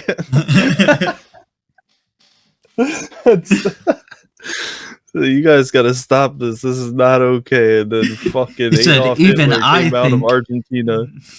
Argentina. And Yeah, said, "Hey, 150, 60-year-old Hitler. this is so not Mein Kampf of you guys." Oh my And god. Vladimir Putin stopped his own Mein Kampf. Anyway, this just got so retarded. And then Brian came in and said, "Whoa, Assahoy. you Um, guys need to stop doing this." with that out of the way, Mr. Beast, this segues into the gaslight of the week. Oh, good. Which at this point, I just got a text message back, and I'm thinking it's probably not a gaslight because it may or may not be a bot. But at the same time, I decided fucking with this person. When I was on the phone with my friend earlier, we were talking. He gave me the idea to message this number back because somebody texted me and said, "Amy, I plan on going camping." Well, it's the wording that's kind of fishy to me. "Amy, I plan to go camping and barbecue outdoors. Do you want to come with me?" But I thought it was legit. I thought it was like a wrong number type of thing. And then he told me to respond to it. I'm like, that's actually a good idea. I said, "Yeah, I have nothing planned today. What were you thinking?" Or, Oh my where were you thinking? god. Yeah. I was like, "Where were you thinking I'm going?" Will. And then they texted back, "Sorry, I dialed the wrong number. I hope I didn't disturb you." I said, "No, you're good, mate." They said, "Thank you." And I don't know why I didn't I don't know why I didn't get skeptical because I read this message and I probably read it as like grammarly correct at first glance, but it says, "Thank you. How was Halloween, this gentleman?" What? And for some reason, my brain at that point read it as like, okay, yeah, this isn't grammatically wrong, so I went along with it. I said it was decent. I dressed up and handed out candy, then went to bed. How was yours? I just kept it going, right? And they said, "Haha." This is after we took our intermission. They said, "Haha, I'm going to put on spider makeup. My name is Sydney, by the way. May I know your name?" And at this point, I don't know if it's a scam, like one of those bots that pretend to be a fake number or wrong number, because that's Is that a happened thing? before. Yeah, it's happened. They do that Well, what to do they and try fish, to do? fish for information from you. That's why they asked my name. Ah. But at the same time, I feel like I don't know if it's because I responded and it hasn't responded back. So I think it might be a real person, realized I'm fucking with them and was like, never mind. I'm not going to have a friendly conversation and get to know this person. Or, Yeah. because if it was a bot, I feel like it would have responded by now. But they said, my name is Sydney. May I know your name? I said, my name is Jimmy Donaldson.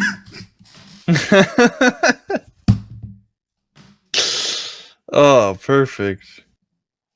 You're so fucking cool. So if they do respond and it is a bot, then I can counter scam them by pretending to be Mr. Beast.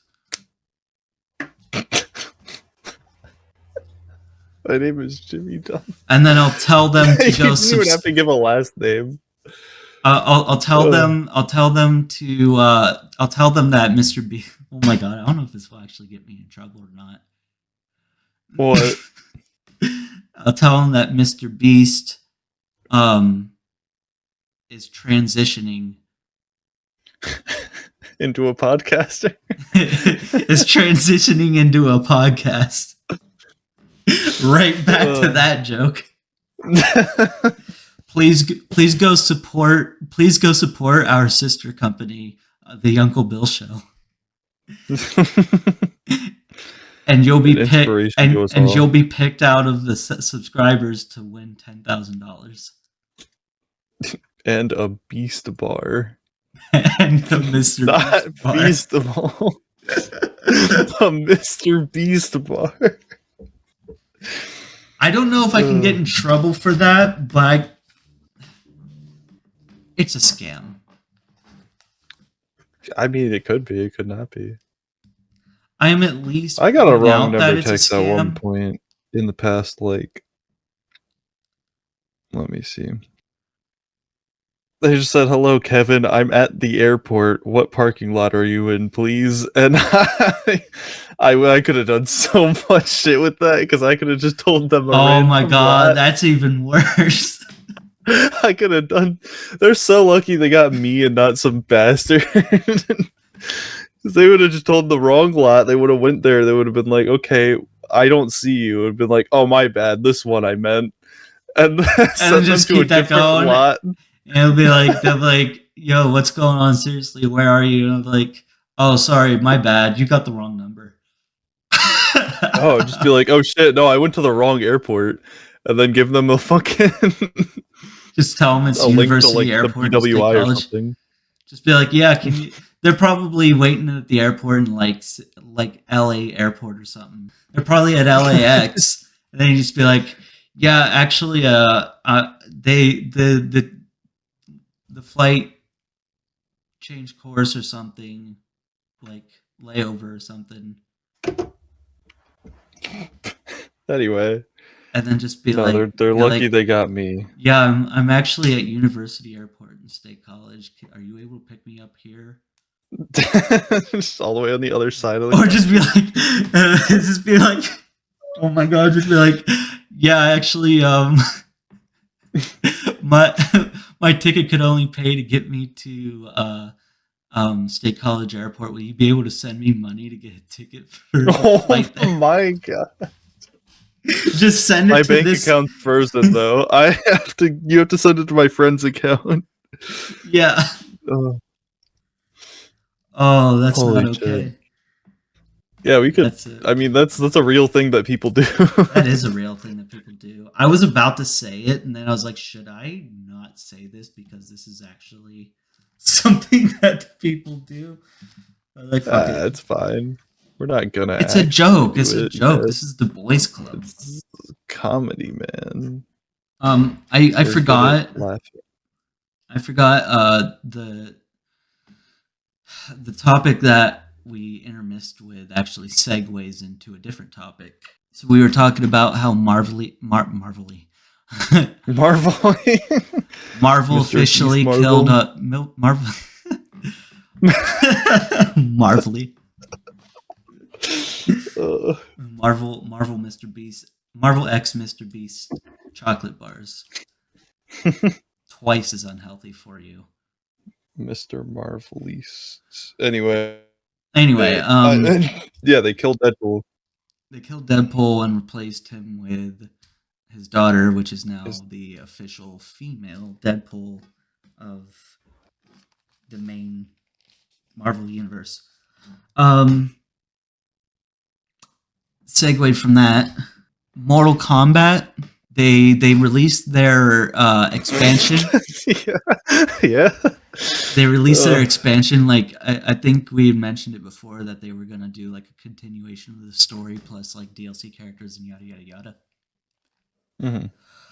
I would have probably checked it out if it was just like, you update the game and it's an expanded thing.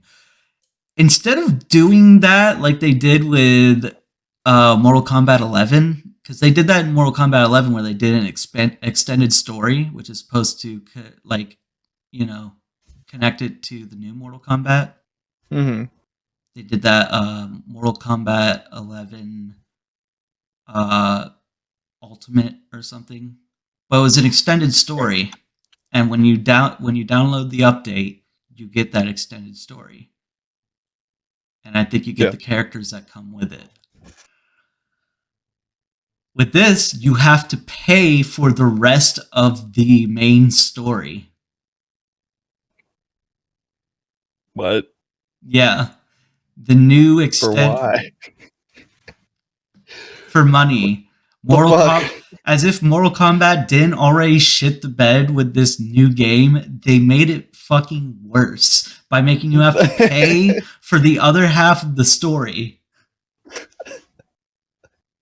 They didn't just release a complete game. From my understanding, yeah, you have to pay an extra. How much is it? Let me look it up. Why would you do that? Yeah. I'm still like. Why can't we just? That's so. Why can't we just release fully flourished games with all of their content, and then maybe down the line we'll add some DLC to extend their lifetime because people really wanted to see this character and we just couldn't make it happen at the time. So we're gonna put in Deadpool's daughter because we thought, it'd be awesome. What's up? This is bad. How much is it?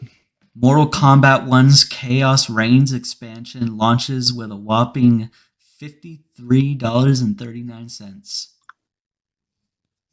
What? Including new characters, a story campaign, and Combat Pack 2. That's a whole other game price. Yeah. For half of a game. That is probably not even worth half of a game because wasn't the first story like short as shit and like it was barely short as shit. They barely put as any effort good as like into Shaolin it. monks. Like they barely put any effort into it. It was short as shit, and there was no meat on that game. The thing is, like all the Mortal Kombat games up until then were at least like had some like replay value. Yeah. This you just pay out the ass for like a half-assed game. You pay out the ass for a half-assed game. Oh, hang on, I'm getting a call for my car.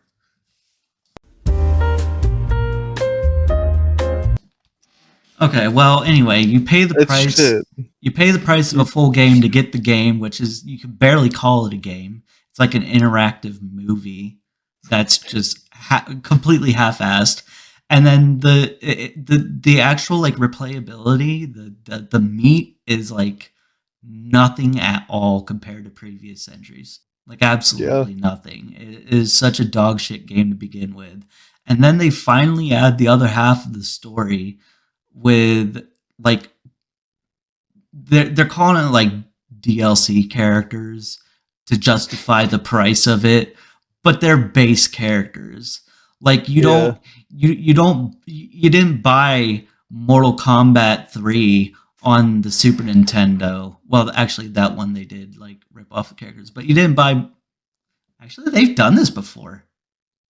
Mortal Kombat 3, it didn't have, like, I think Liu Kang and Scorpion and shit, and people were upset about that. So they released Ultimate Mortal Kombat 3. It's that Ultimate, dude. Or no, this is Chaos Reigns, actually. Whatever, it's fucking same deal, man. They just, whatever. Honestly, yeah. And we've talked, I mean, I've mentioned this many times. They did it right when they did Armageddon. Yeah. You know? They just that's a good example. You didn't buy Armageddon. Fucking character. Yeah, you didn't buy Armageddon and have to pay for it. I mean, that's obviously before DLC, but still. Yeah. They're still. But they didn't make a deluxe version. I mean, even in Armageddon, those weren't like just base story characters either. No, there's a lot of extra people in there, like Nitana. Who the fuck? Right. But in this, these are base characters. However they wanna spin it, they're still base characters crucial to the story. Yeah. And that's one reason how they're justifying charging the price of a whole other game just for the continuation of a story. Like, what were they thinking? As the great AVGN would say. What were they thinking? What were they thinking and stinking with this buffalo diarrhea ass? Yeah, that's what he would say. That's my official AVGN parody character. What were they What were they thinking with this cockamamie poop?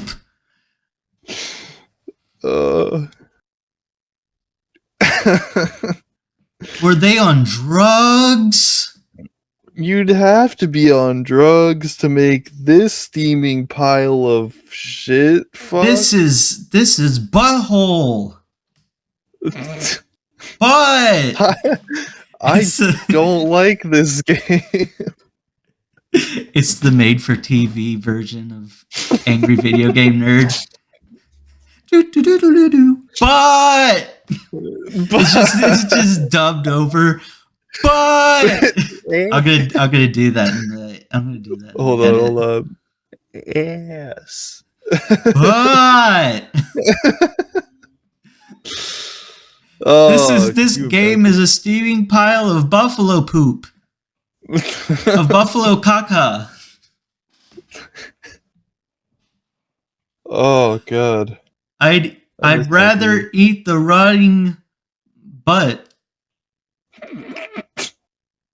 No, he wouldn't even say that. I'd rather eat the rotten food that's in my fridge. I would rather eat an uncooked rotting skunk.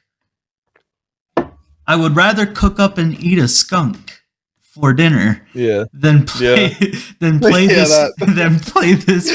this poopy game.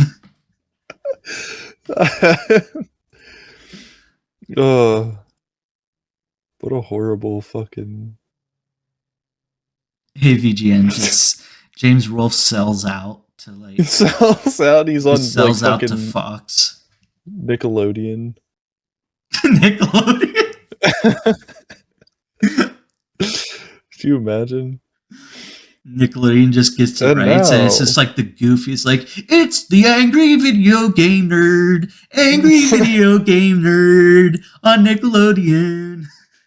This is something really fucking obnoxious, because that's what Nickelodeon does, is they take properties and just make the most obnoxious fucking low budget. Dude, have you seen any like adaptation, like series adaptation of films or video games that Nickelodeon has done? It was like the Rabbids. No, because I don't know of any. Oh. Rabbids, Tak and the Power of Rabbids Juju. were already fucking annoying. It was already annoying, but they also made it like low budget and retarded. Those games were kind of low budget and retarded, Will. Not to begin with, like whenever it was originally like the Rayman spin-off, it was actually like pretty fun and thought out. Did you just say spin-off in your defense? Yeah, because that's what the Rabbids was a spin-off of Rayman. Exactly. Fucking low budget and retarded. Okay. Rayman Well, wasn't low budget and retarded.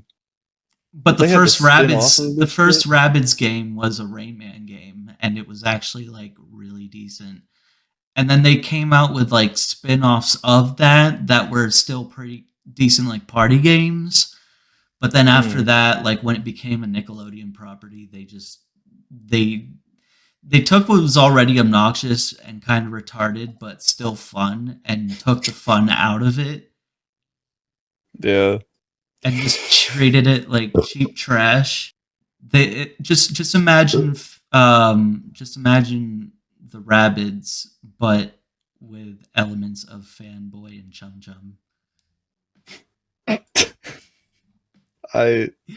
Gay Boy and Cum Cum. Is that something we said? Gay Boy and Cum Cum. No! Boy. Boy and Cum dumpster. Oh, cum. Boy and cum bum. Oh, that's awesome.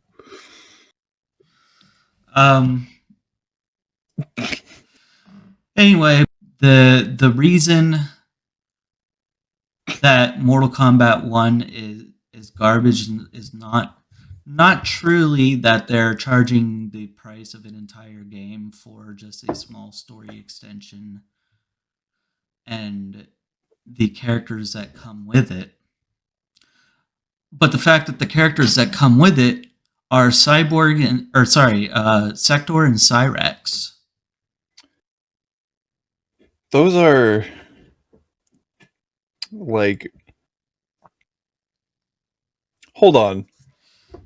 Do me a favor if you're looking it up. Look up Sector and Cyrax Mortal Kombat 1. Just look them up. I was gonna say. Oh, are they? Oh, are they not? I don't wanna. I don't know Are they what not right? I don't know what story can justify why they did this. It absolutely makes no sense.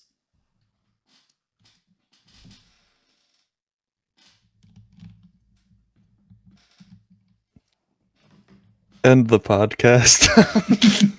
It's over. What Sector the fuck?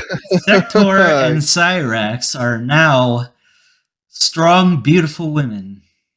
Which I feel like it's an allegory in a way. Because, the story is that they were Lin Kuei warriors, right? And then the Cyber Initiative, or the Lin Kuei, like, headmaster or whatever, grandmaster, took them and then, like, transition them to robots, right? They turned the entire Lin Kuei clan into cyborgs, right? Like basically by force, right? Yeah. And I feel like what they're trying to say here by making Sector and Cyrax into female cyborgs by force is an allegory of what the Democrats and Kamala Harris are trying to do to your children. Conspiracy of the week. There we go. I worked it in there. All right. That was so. I didn't even write that down either. That was completely improv. Horrible. I have to pat myself on the back for that one. That's a Sector and Cyrax's transition and emasculation. emasculation. They're They did get a. It's an allegory for the woke agenda Kamala's How woke the America. fuck? About how they're coming into our schools and brainwashing our children and making them think. Had to rip off headphones for this one. William, there is just so many things I can tolerate listening to. But this is not one of them. Me. Dude, I beat red. What the fuck? Yeah, you're fucking dying. Dude, it's hot in my room. It's freezing up here. It is currently... Go on my phone now. My shit says it's 38 degrees. 57 degrees, but my room is a hot box. Oh, it must have went up. It's 52 degrees right now. But my room is like below freezing. Damn, I actually had a good segue for that too, because my dad, when I was writing this down, my dad called. I think we might have been talking about Zelda, but my dad made like a really good argument against DLC, like the ethics of DLC and video game skins. But I think we... Yeah, there's like a million of them, but yeah. If anything, I think we might have covered it by talking about the ethics of releasing Mortal Kombat Chaos Reigns. So, I mean, my dad called up the bitch about it the one night, so... We lost a couple big names. We did? Yes. Well, the world. Everybody lost. Oh, okay. James Earl Jones. Oh, yeah. Holy shit, that happened. Yeah. It's wild, too, because just before he died, I'm pretty sure we talked about him on here. About how they, like, switched him out with AI or whatever. Mm-hmm. James Earl Jones. Yeah, in a way, we killed him. In a way, we killed him.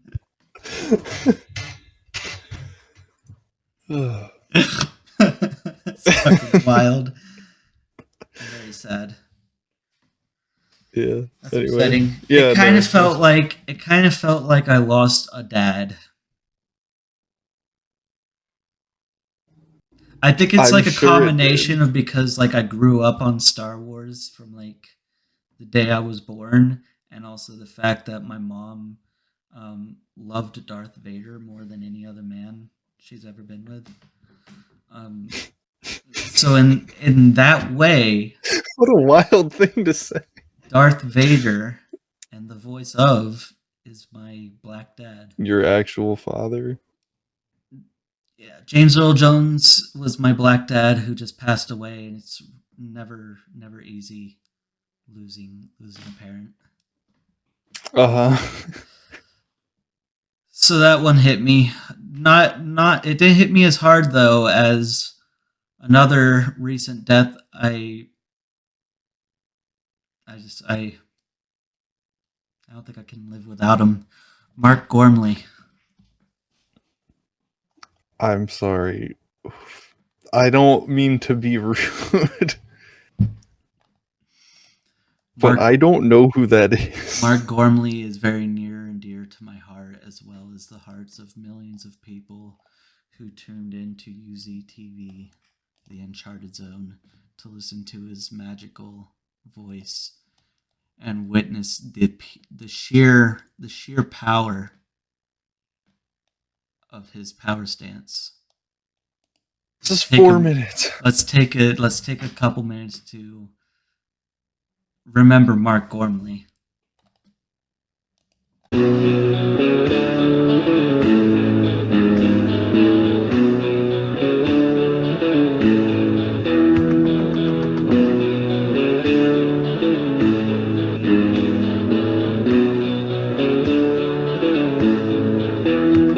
I actually quite like that song.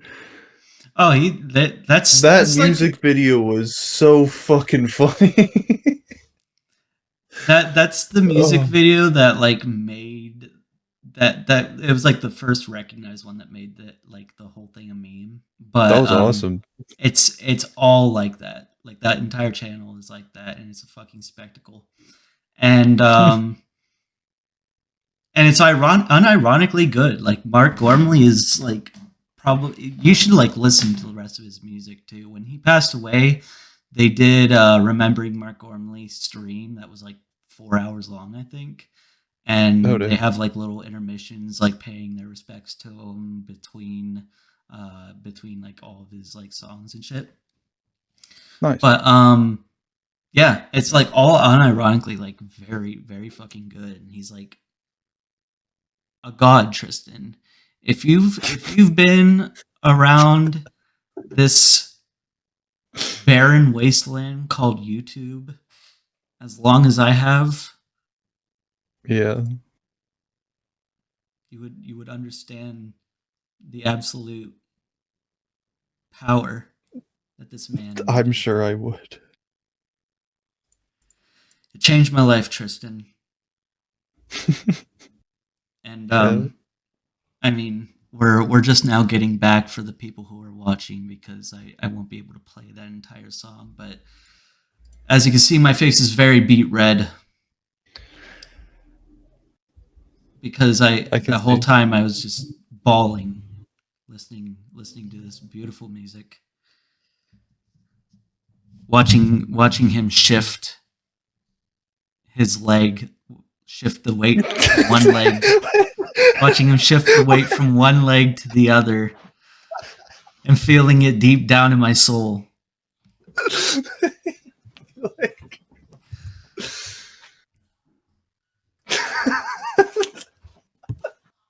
Nobody else can replicate it and do it as good. He did that so many times, and I was like trying to hold it together because it would cut to him and he's standing. As a matter of fact, this is 2008. That exact shift in power stance is what caused that massive tsunami in Japan in 2008. You're the worst. If you don't know, they're based out of Florida, so like he's right there on like the edge of the ocean there, and he's on the edge of he glory. just shifted the mass of his sheer power, like, and mind you, that was only about 2.8% of his power when he did that, and it devastated Japan. Just absolutely decimated them. The tsunamis and fucking the works, really. He will Oh be my missed, God. and I don't think there's anything keeping the moon from crashing into our planet now. Probably not. Because at this point, there's no more. There's not going to be any more balance of the waves on Earth. So the moon's just going to get sucked into our gravitational pull, and the whole world's just going to flood. And I mean, flooding isn't even like touching the surface, scratching the surface of what's going to happen. Mark Gormley is a god that we didn't really understand how much we needed until he is Yeah, gone. well. And now we're going to face the repercussions of this colossal loss. Colossal. And I just have to point out it all started with Harambe. Alright. And since it is the theme of the episode, it is now November 2nd, I'm going to blame this on Hillary Clinton and let everybody know that they should not vote for Kamala Harris because she is in cahoots with the Clintons who started this downfall. You're hurting my fucking brain, dude. I'm hurting my own brain. I am so fucking I was like, when red. is he gonna? I was like, when's he gonna stop? And he just kept doing it and breathing, and I was like, all right, he's not dead yet, so I guess I shouldn't be yet. I think it's the coffee I drank, but my face is like a pickled fucking beet right now. And you know what it reminds me of? My old carpentry teacher at the CTC. I can't remember his name. He had a very generic Italian name, but he didn't look Italian. He just looked like a fat white guy, right? It's not like he was. It's not like he was like, I don't know, Joe Pesci or something. It was this fat white guy, and he had like a really bad temper, and his face was constantly like perpetually red like this because he was always screaming.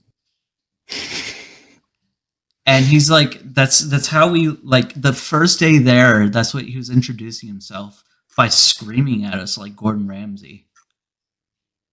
That makes sense. And That's out like- of nowhere, he tells us what his name is, and he had to point out that it's Italian. He's like, "That's right, I'm Italian. I'm fucking Italian. Look at that right there. See that? That's my calendar. It is a Sopranos calendar because I like the Sopranos. I am fucking Italian, and that's why that's my name."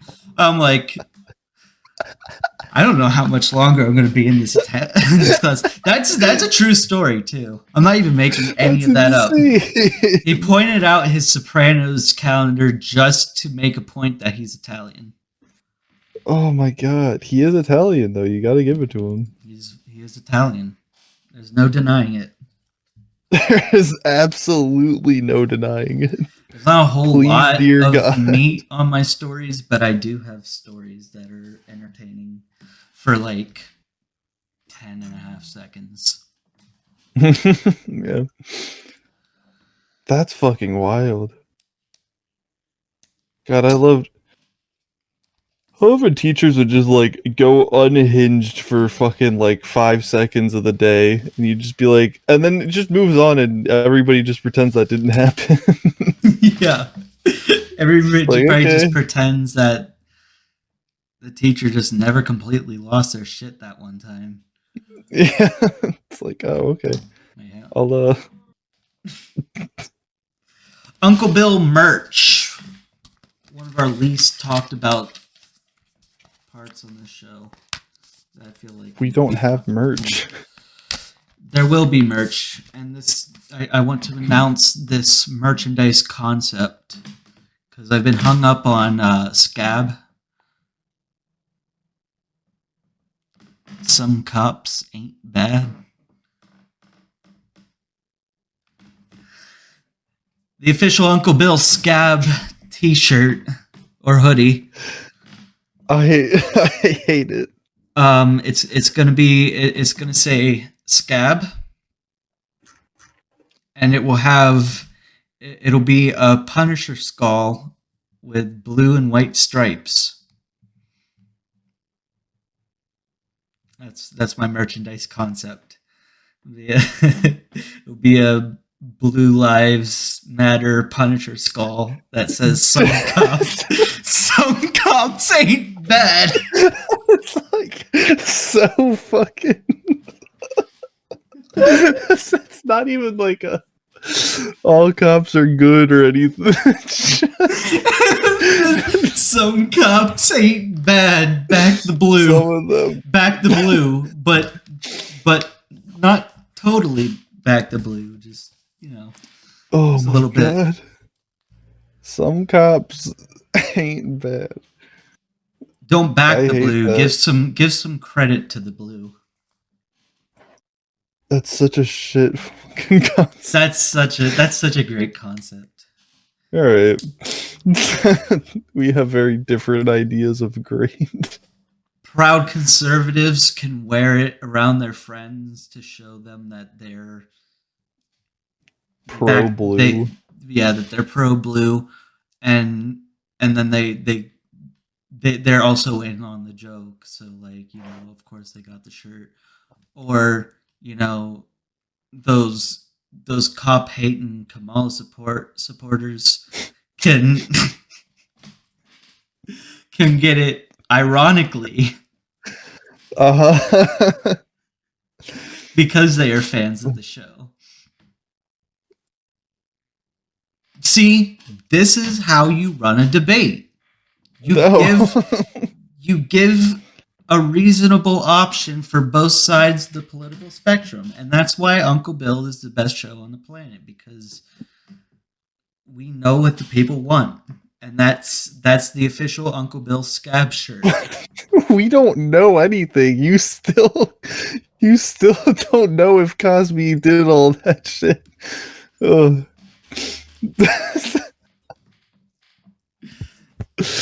We just referenced two God. Patreon. We just referenced 2 Patreon exclusive bits. So there's your hint to go check that out and subscribe. We don't have a Patreon yet. Well, that's the point.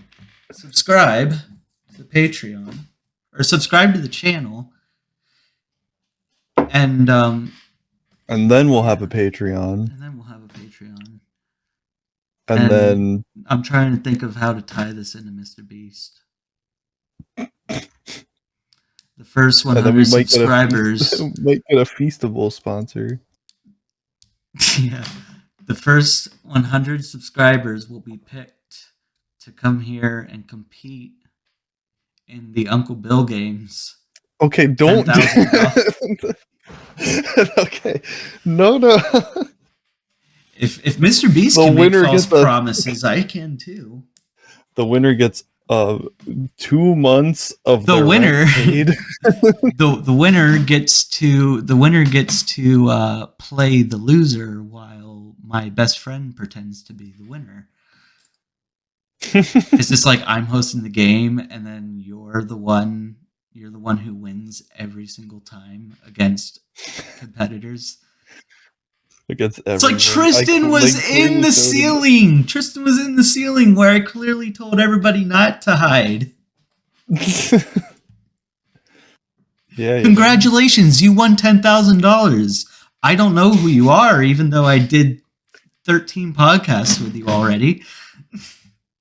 And they're all out there, and everybody knows about it. But you know, Uncle Bill can't do anything wrong. Everybody loves Uncle Bill. How dare you speak out about him? You know how many blind children he cured? Oh, this is in touch. Every single one of them, I assume. You know how many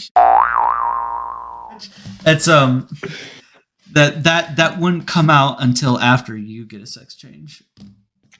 Right. We purposefully can't let that information leak until after you've gotten the sex change, because everybody would be transphobes for calling it out. Right. That's another thing that whenever I didn't even talk about that the last time. Whenever those all started coming out with actual Discord leaks, like showing the actual messages and shit. So it's like, obviously this isn't an allegation or accusing somebody of whatever. These were real messages that happened.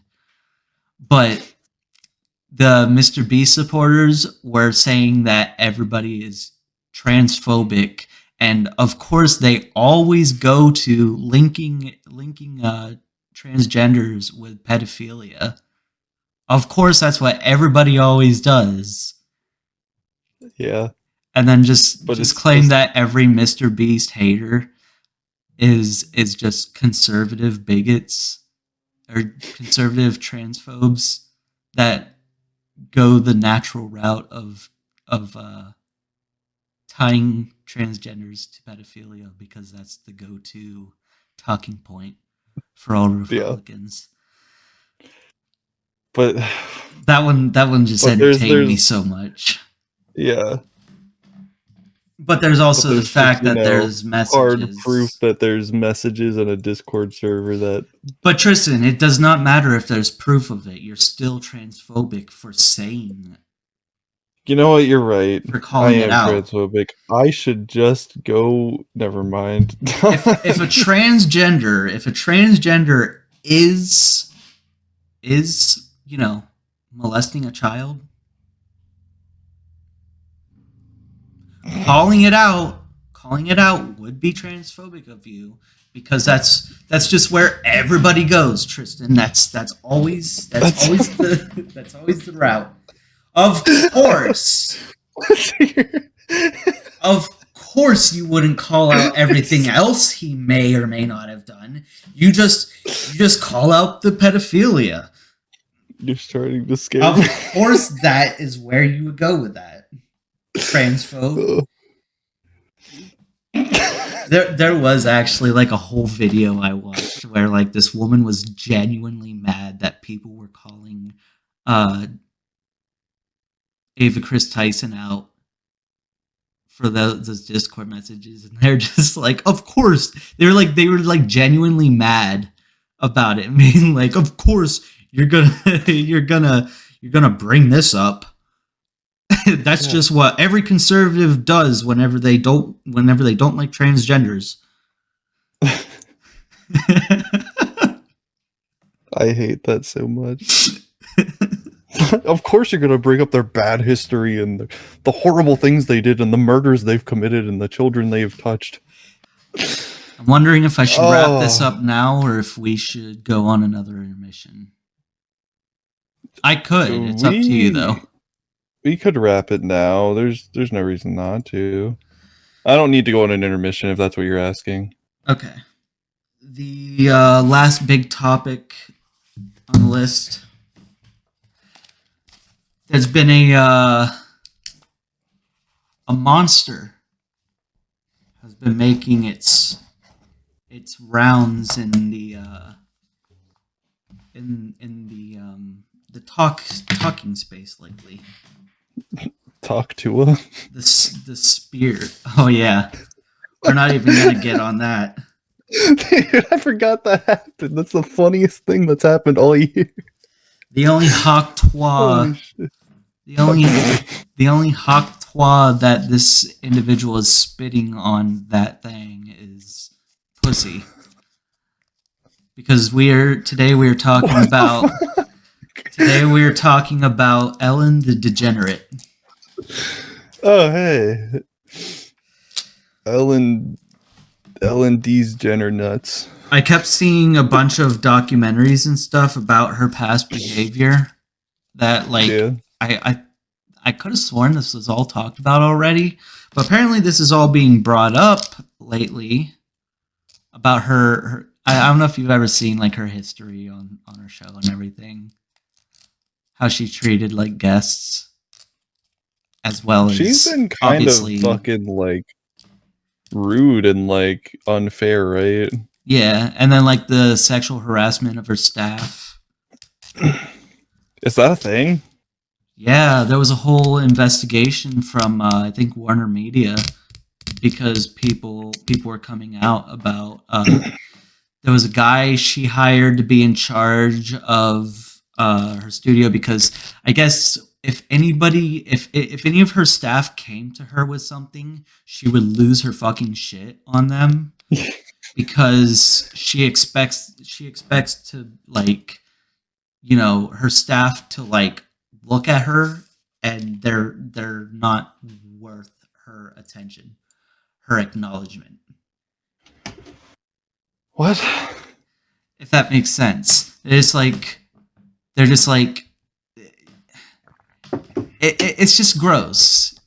Like she treats herself like she's a god amongst her staff and they're not worth her the dirt on her shoe.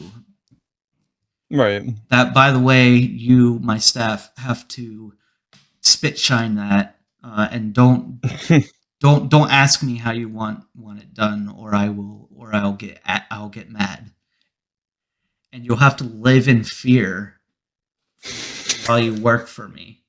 Like that's essentially what the workspace was apparently working for her is just constantly. Confirmed? Oh yeah. Oh god.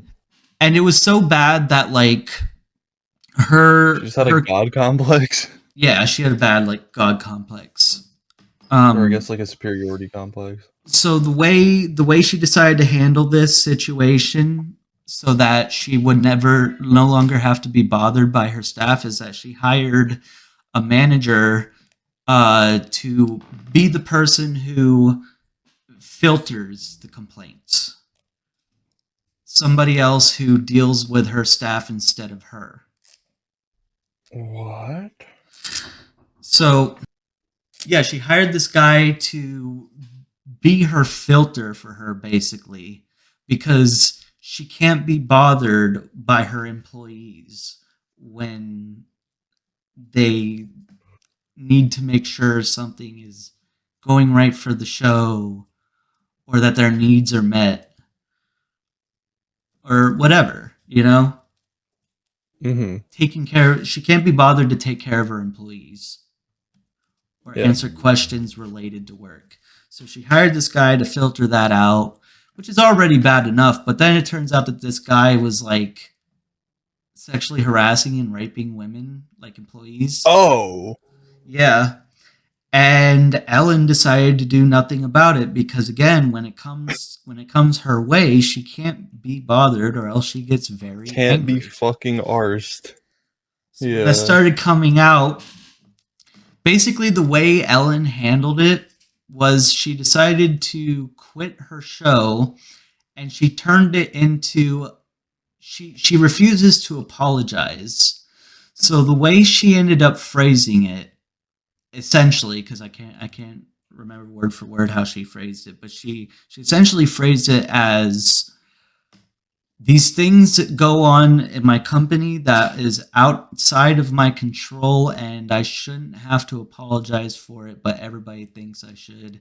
And then she got her like last few guests on there, and she turned it into like all the people calling it out, all the media outlets are calling it out because she is a lesbian woman and a minority, and it's an attack on her.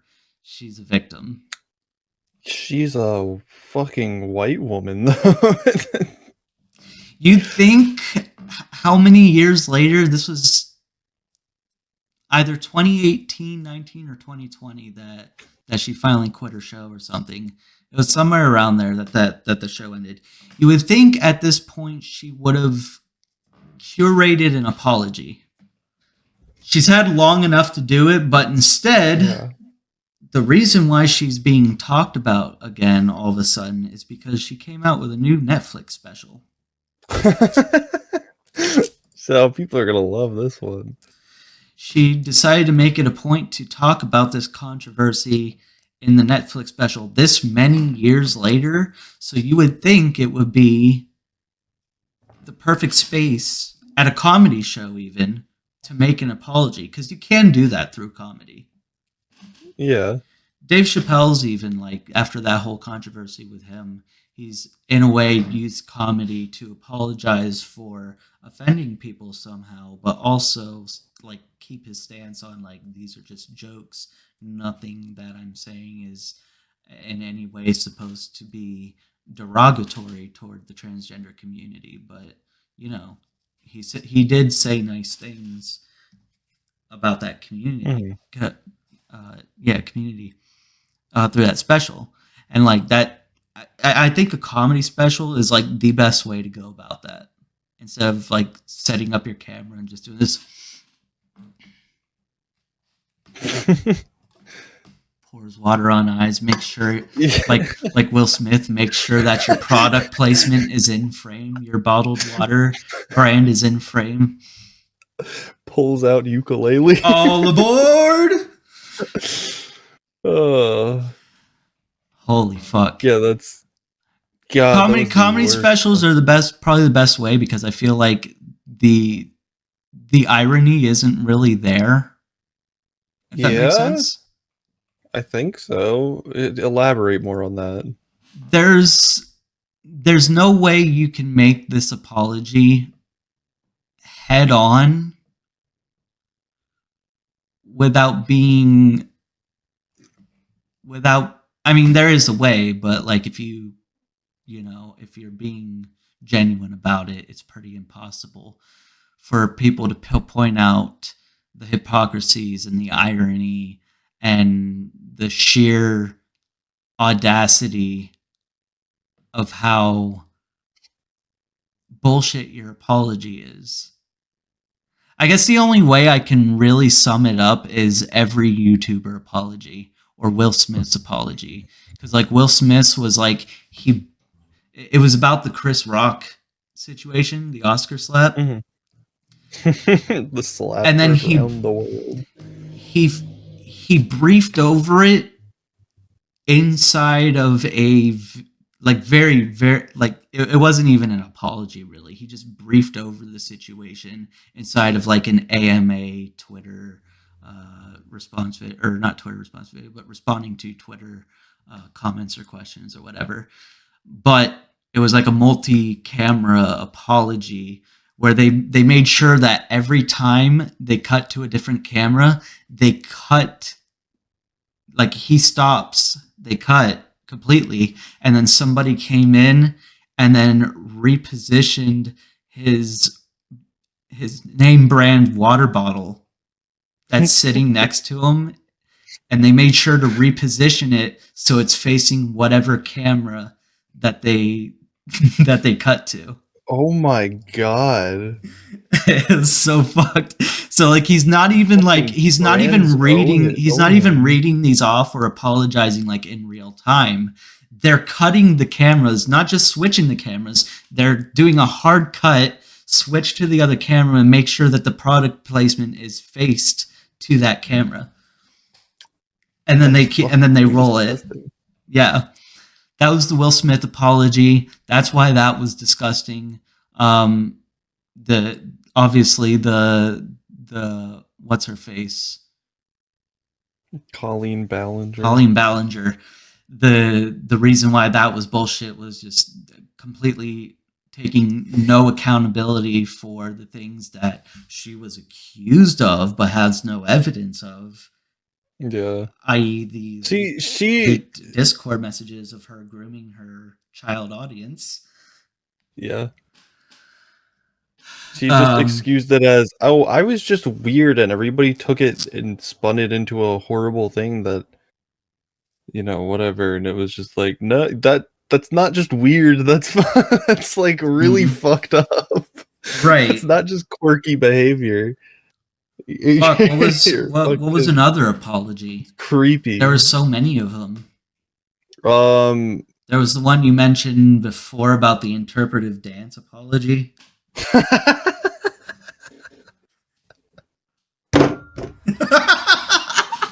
You all right over there? That bitch is crazy. Holy fuck. I haven't even watched that one, but it sounds funny. That's so awesome. I forgot that existed. Dude, did you remember when Bro slammed table? Do you remember Are you gonna say Dr. Disrespect? Yeah, he didn't apologize. I was just about to say that one wasn't even an apology. That was just ducking from the accusations, and then all he said. Do you remember? Did we talk about shifting blame and not taking it? Did we talk about how that went down and how like when he initially posted it? I think you wanted to whenever, but it was too fresh. Yeah. You wanted to, and because I think we might have been talking about the Super Mega thing at the time. Because that research was because we didn't have the ability to really fit it in there, but that was a better time than ever. Dude, so okay, well, so Beyblade. The thing is, because by now everybody already fucking knows. I'm not worried about what happened. It was just like the tweet that he put out, I think initially said like admitted that he had inappropriate conversations with a minor. And then about, I think it was either like a couple minutes or something after that post came out, it was edited and the word minor was taken out and replaced with individual. Yeah. And then the more recent one is back or whatever. He turned it into a conspiracy where like these people are trying to frame him, and he had like reasons why they would do it, or motivation for them for doing it because of his his company or something, and they wanted like shareholders wanted a larger stake or something. I can't remember. But dude, he admits to it and everything, but then doesn't answer to anything else about it. Comes back to streaming and like being active I don't know if he's streaming again, but he comes back to like being active on social media, and he just took a full swing to the right wing, and like went straight dark side and started like fucking with people because they like getting in arguments on Twitter, and like just started to like clown on people because they had pronouns in their profile and shit. Like, Oh, I didn't even see that part. he's like fully into the he's a full conservative now because the MAGA hat wearer Yeah, just will the pick fact him that easy. he even came back to Twitch for a second there, I was like, how? Like, is he even allowed? Like, I don't know all the Twitch rules or anything regarding that type of thing, but I was like so shocked. But then I listened to his story, his conspiracy theory about him being framed or whatever. I'm like, this guy's insane.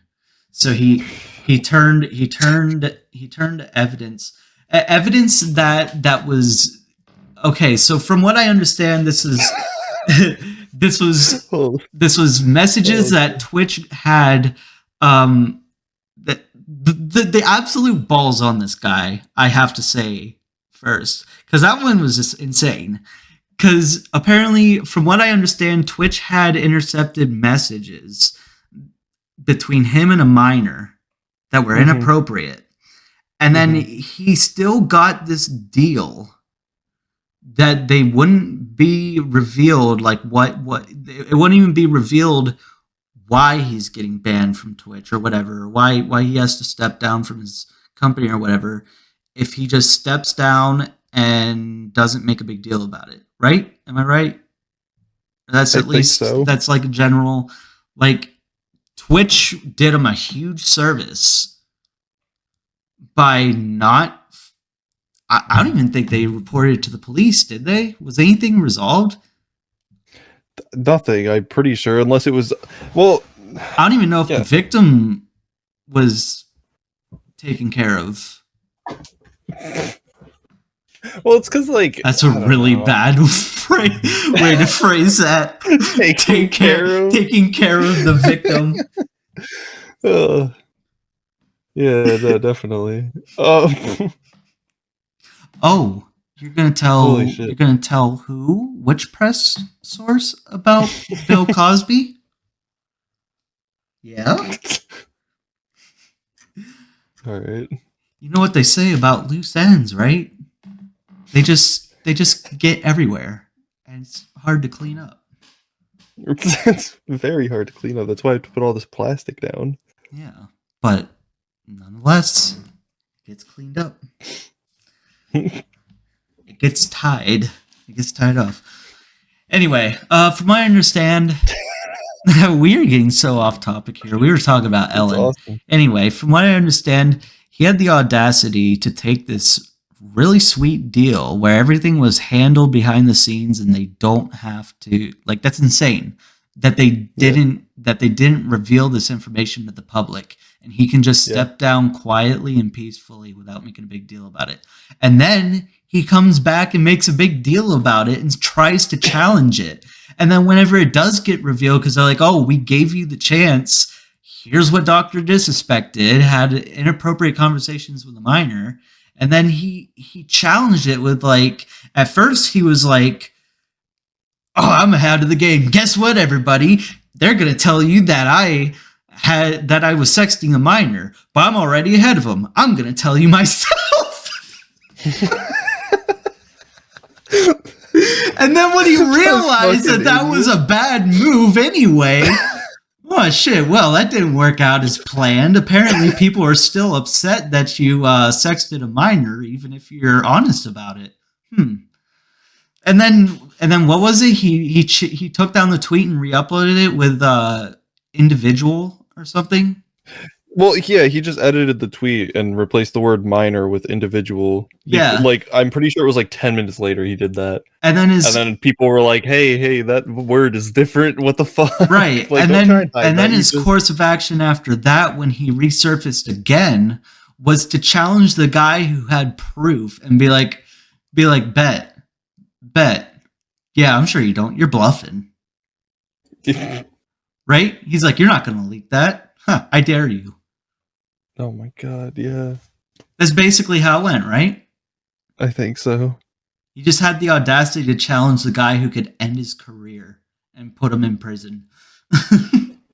And it's like, why? Who has the evidence? He's like, oh yeah, well, if you really have evidence of it, then leak it. Go ahead. Then let's see it then. Just like show Like them. he just, like, oh, fuck. he's like, well, Oh, that's fuck, I did that's do that. obviously heavily doctored. I'd like to see the metadata for that. That's like everybody's favorite go-to since the Amber Heard trial is like, yeah, show me the metadata then. When like nobody knew what metadata even was before that. There's like, yeah, show me the metadata. You got the metadata? Do you know what metadata even means? Sure I do. Do you? Can you provide it? Are we going to keep doing this? Oh, I could. Can you? Go on. Keep arguing with me. Keep arguing with me. Go on. No, I can keep doing this. I can keep doing this. I have a wife. I've been married for 13 years. You know what? I'm very good at this. So keep it up. Come on. You got the proof? Show it. Nobody's gonna. it's like I've been married for 13 years. I am a professional at this. Go ahead, show the evidence. Nobody's gonna believe you.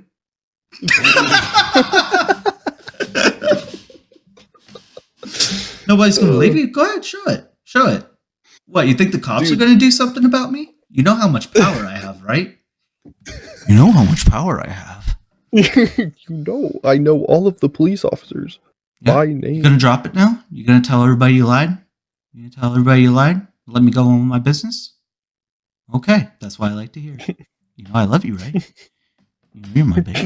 You know I love you. You know you're my... You know you're my favorite patient. You're Dr. Disrespect's favorite patient. I hate you. I'm the doctor. This is disgusting. I'm the doctor. You're my favorite. While he's talking to a fucking 5-year-old. It's like, you gonna... These were the conversations he was having with a minor. I mean, you know you're wrong, right? You know, no. This is the conversation he's having with the guy. I know. Who, threatened to leak his. That'd be awesome, messages. He's like, so you're gonna tell everybody that you lied? Because you know you lied, right? You know that we've been over this. You did lie. You can tell everybody. You can tell everybody right now that you lied. You gonna do that for me? You know I love you, right? This is uncomfortable, at least. Oh, this fucking Reddit post is great. We're not gonna have any more problems, right? You gonna delete those messages? Okay. Well, back to Twitch. Guys, Dr. Disrespect here. I don't know. I've never watched any of his videos, so I don't... Guys, it's Dr. Disrespect here. Ugh. Howdy, fellas. My name is Dr. Disrespect, and welcome to Twitch. The official Dr. Disrespect rebrand intro. Professor Disrespect here. Professor Disrespect. Professor Kindness. Somebody asked, why is Dr. Disrespect back? And the top comment said, school started.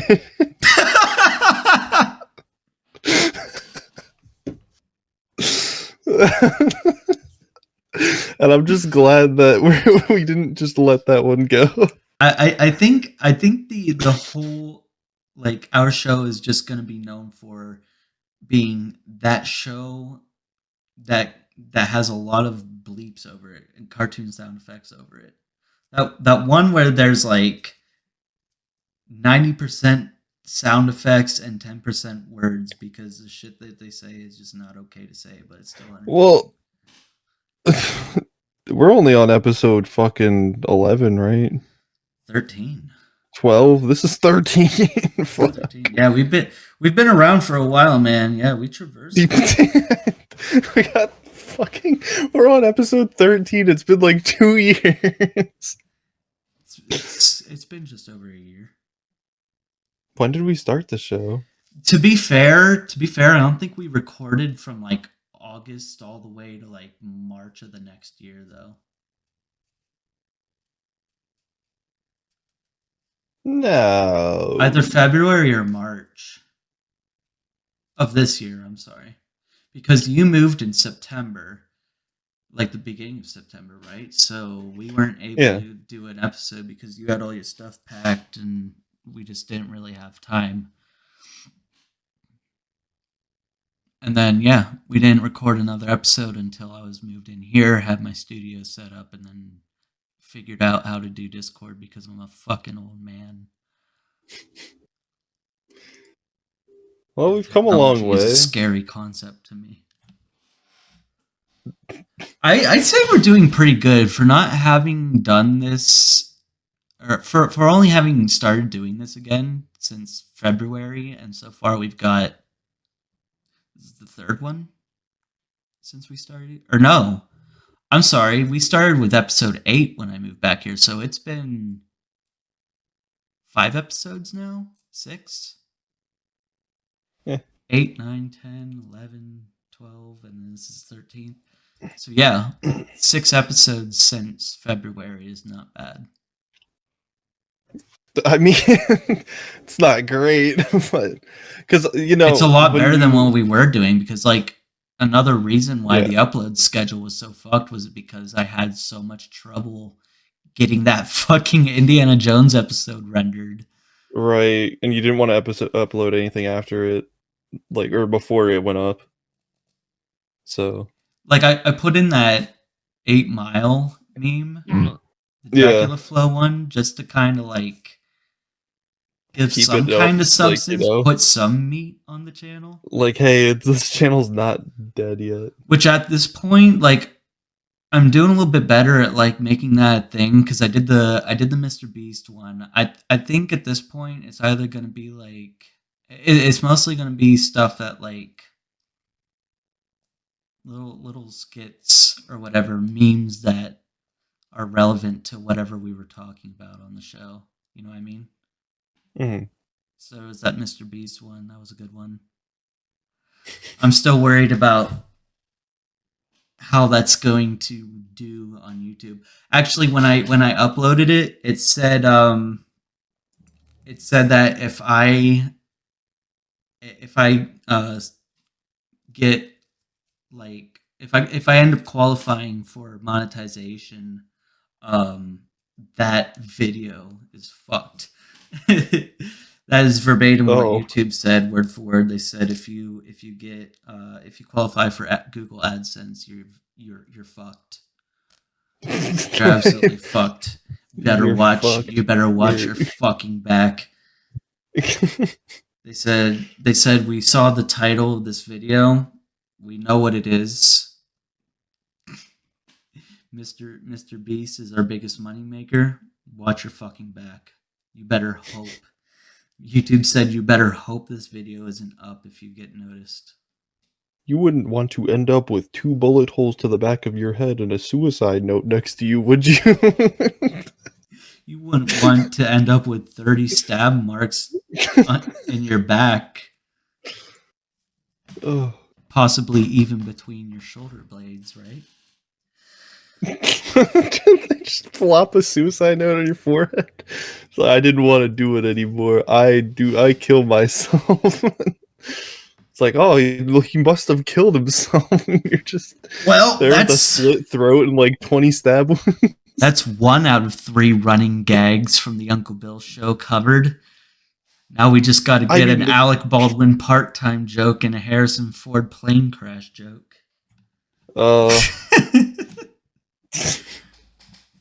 We'll get there. I got nothing, Bob. Let's get back to Ellen the Degenerate. Oh my god, I forgot about it.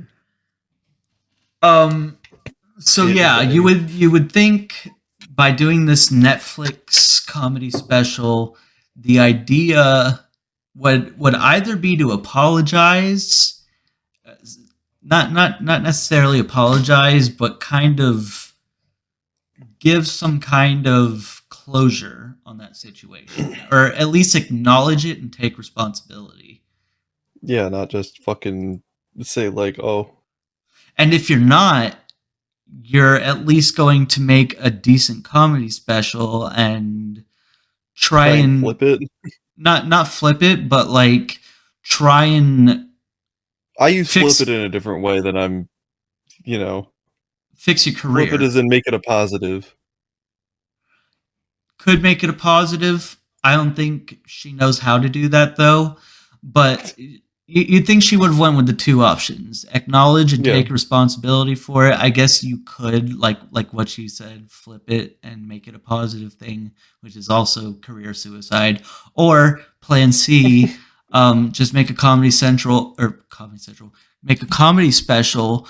Don't acknowledge it at all, and try and fix your career or rebuild your career based off of your stand-up comedy, right? Mm-hmm. Instead of picking any of those three viable options, she went with the same thing she went with whenever she ended her show. She just went up on stage there and turned it into "I'm a victim of cancel culture." That's awesome. I'm a victim of cancel culture for abusing my employees and putting somebody in my place who sexually assaulted them, and I did not acknowledge it. But I'm still a victim because I am a lesbian. That big dumb bird bitch. Sorry, I spaced out. I was trying to come up with a joke. I was trying to come up with a joke about her fucking 12-year-old boy haircut.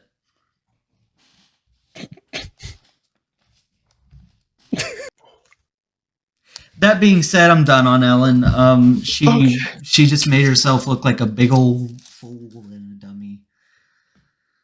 They all do. Joel was here the one night. Joel just got surgery done. I'm a little bit scarred. I can't look at him the same again. What? So Joel told me that he got surgery, and I could have sworn he said it was for like umbilical hernia or something in his abdomen. Mm-hmm. And he's like, "You want to see the scar, dude?" I'm like, "Yeah, let's see that shit." I was expecting him to pull up his shirt and show me a scar on his stomach, which he started to do. Pull his dick out. He just pulled his dick out to show me the scar. I'm like, "What the fuck are you doing, dude?" He's like, I'm showing you the scar. I'm like, "I thought you said it was in your abdomen." He's like, "No, it's in my groin. It was a hernia that they had to access through my groin." I'm like, "Oh my!" I'm like, "You could have led with like, there's a scar on my groin. Do you want to see it?" I have to pull out. I would have prepared myself and said yes, knowing what I was getting myself into. But now I just saw your dick unprepared. Yeah. Now I have 30 different thoughts that ran through my head. Just, you want to see the scar? Yeah. He pulls out his dick. He starts stroking it. Like, here, man. He just doesn't even stop there. He just pulls out his dick and just starts jacking. Like, wait, so where's the scar? He's like, what? You want to know how I got these scars? I masturbated too much. And I don't know if Joel actually had a scar on his groin, to be honest with you, but I definitely have a scar after that. Oh, yeah, that's awesome.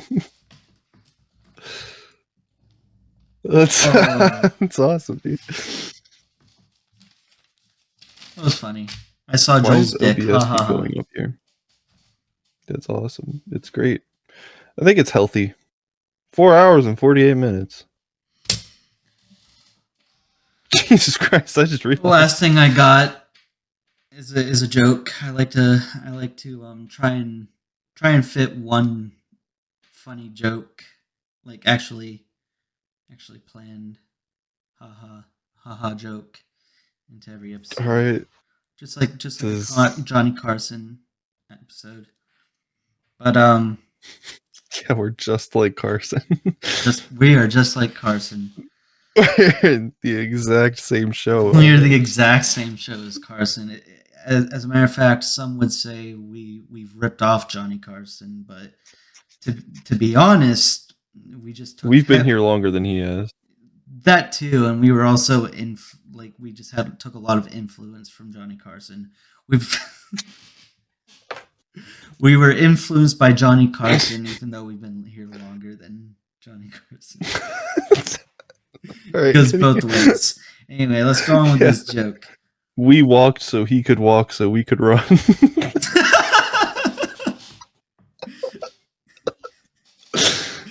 we crawled so he could walk so we could run. Yeah. I thought about that as soon as I said that. But yeah. So this is an Uber story.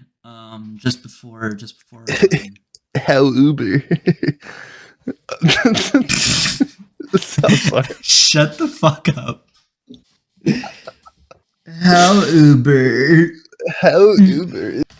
So just before business went to shit, I think Ramadan or something was going on at this point. It was some Muslim holiday or Middle Eastern or something. And what they usually do, I don't know if you've ever seen it before. There's a place in State College, like around South Atherton somewhere. It's like a little community center type of thing. I don't think it's like a full on like church or anything, but it's like a little community center. They go there and they pray or whatever. Mm-hmm. Usually when these events go on over there at that place, I usually get a lot of business, like going to pick them up in Uber. And the one night I picked up this guy, and he's in the back of my Uber, and I was like, what's going on today? Is it Ramadan or something? Or I didn't know there was a holiday going on. He's like, oh well, I'm not actually Muslim. I'm Sikh. And I said, oh shit, dude. I hope you feel better.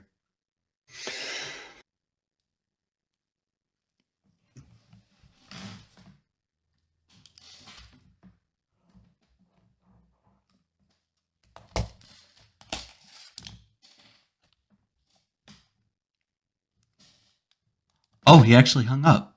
Oh, there you are. I turn away for a second and I look back and you're gone. Actually hangs up, blocks my number. I was seriously considering closing everything and just getting off my computer and having that be the end of the fucking episode. I just sit here and talk to myself for another hour. I gotta fill in this dead air somehow. Yeah, you sure do. Oh, what? Holy fuck. This is awesome. Okay. We'll just stop it there. That's been the Uncle Bill Show. I forget how I usually close these out.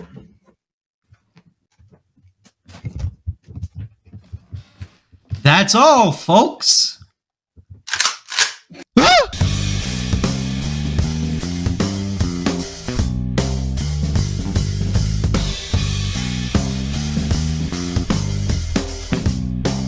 Oh, my body's full of poison, but I'm still alive. I never get sick because our jumps can't survive.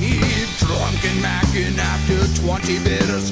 The most sweet music to my ears. Maniac mood, feels the play. All the tragic games we play. The forever binge numbers my days.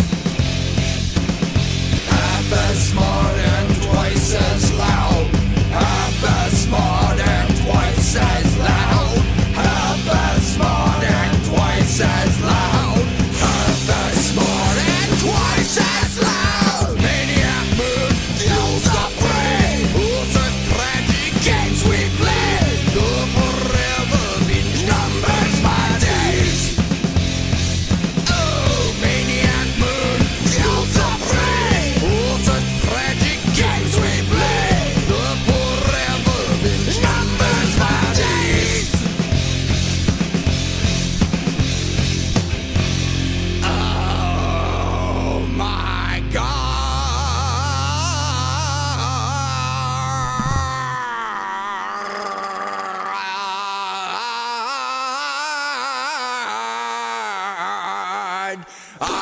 just punched myself in the ouch. That hurts like hell. Nuts. Oh my God.